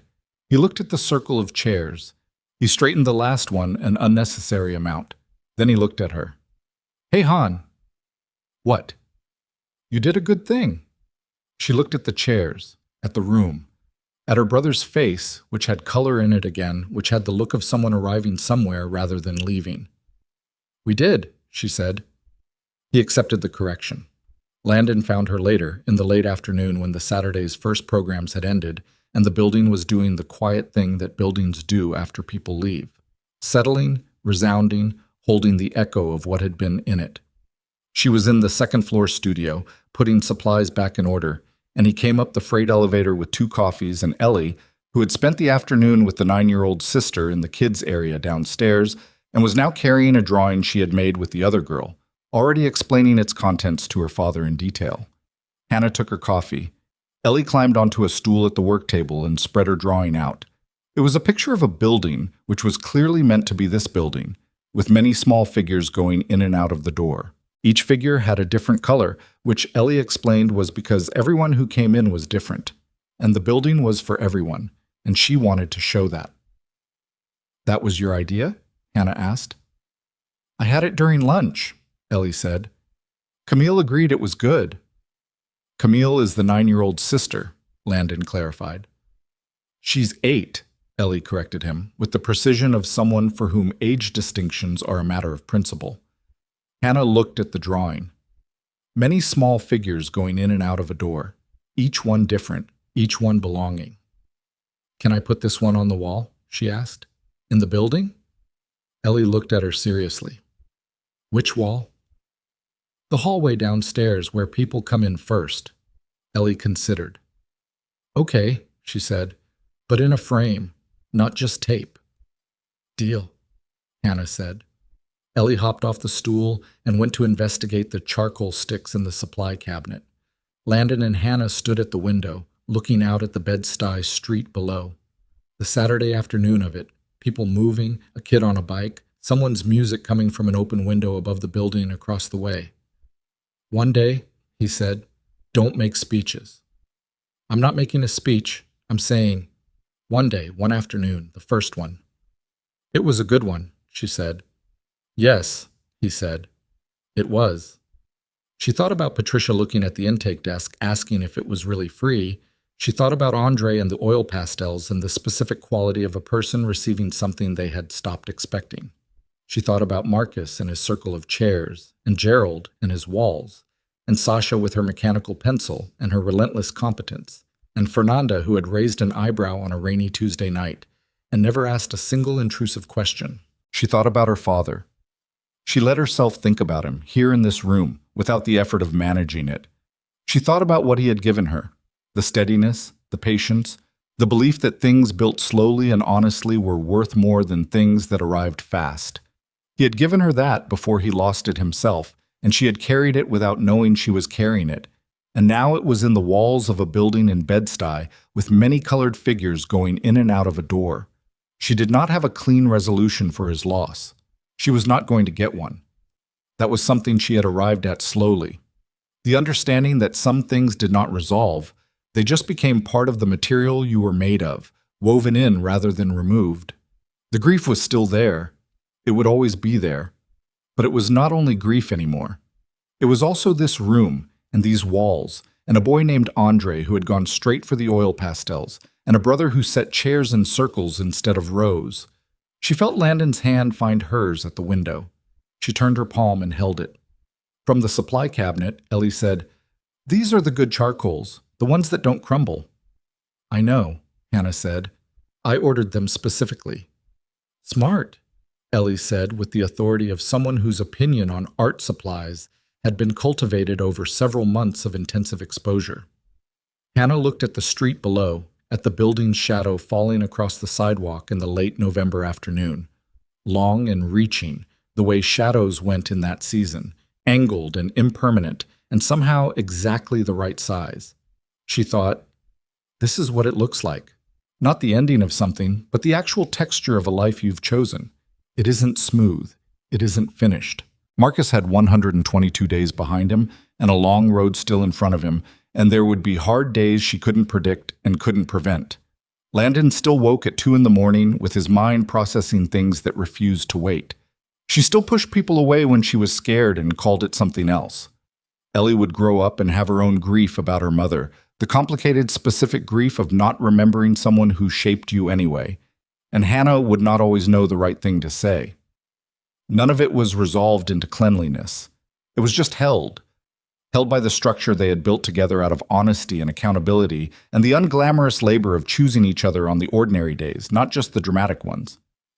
She knew, standing at that window, that this was the thing she had been unable to name for months. Not hope. Something more durable than hope. The knowledge that you have people, specific, flawed, irreplaceable people, who will be in the room when it matters, who will read the names when it's necessary, who will set chairs in circles and hang drawings in frames and walk you to the corner every time, without being asked. She had spent 6 years being the person who was in the room for other people. She had not known, until recently, that she was also allowed to let people be in the room for her. Outside, the street went on doing what streets did. Inside, Ellie was drawing something new, narrating its progress to no one in particular. Landon's hand was in hers. The building was quiet in the way of things that have just been used for their actual purpose. Hannah Brooks looked at the street and thought about her father, and about a room with lights left on late, and about the 8-year-old girl whose name she couldn't remember but whose way of seeing she had spent years trying to make a place for. She thought, I hope you found a room with lights on, wherever you are. I hope someone kept the door open. She thought, we're keeping it open now. She stood at the window in her building, in the last light of a November afternoon, with her brother downstairs and her person beside her, and a 6-year-old behind her narrating the progress of a drawing that would go on the wall in a frame, and she let that be enough. It was enough.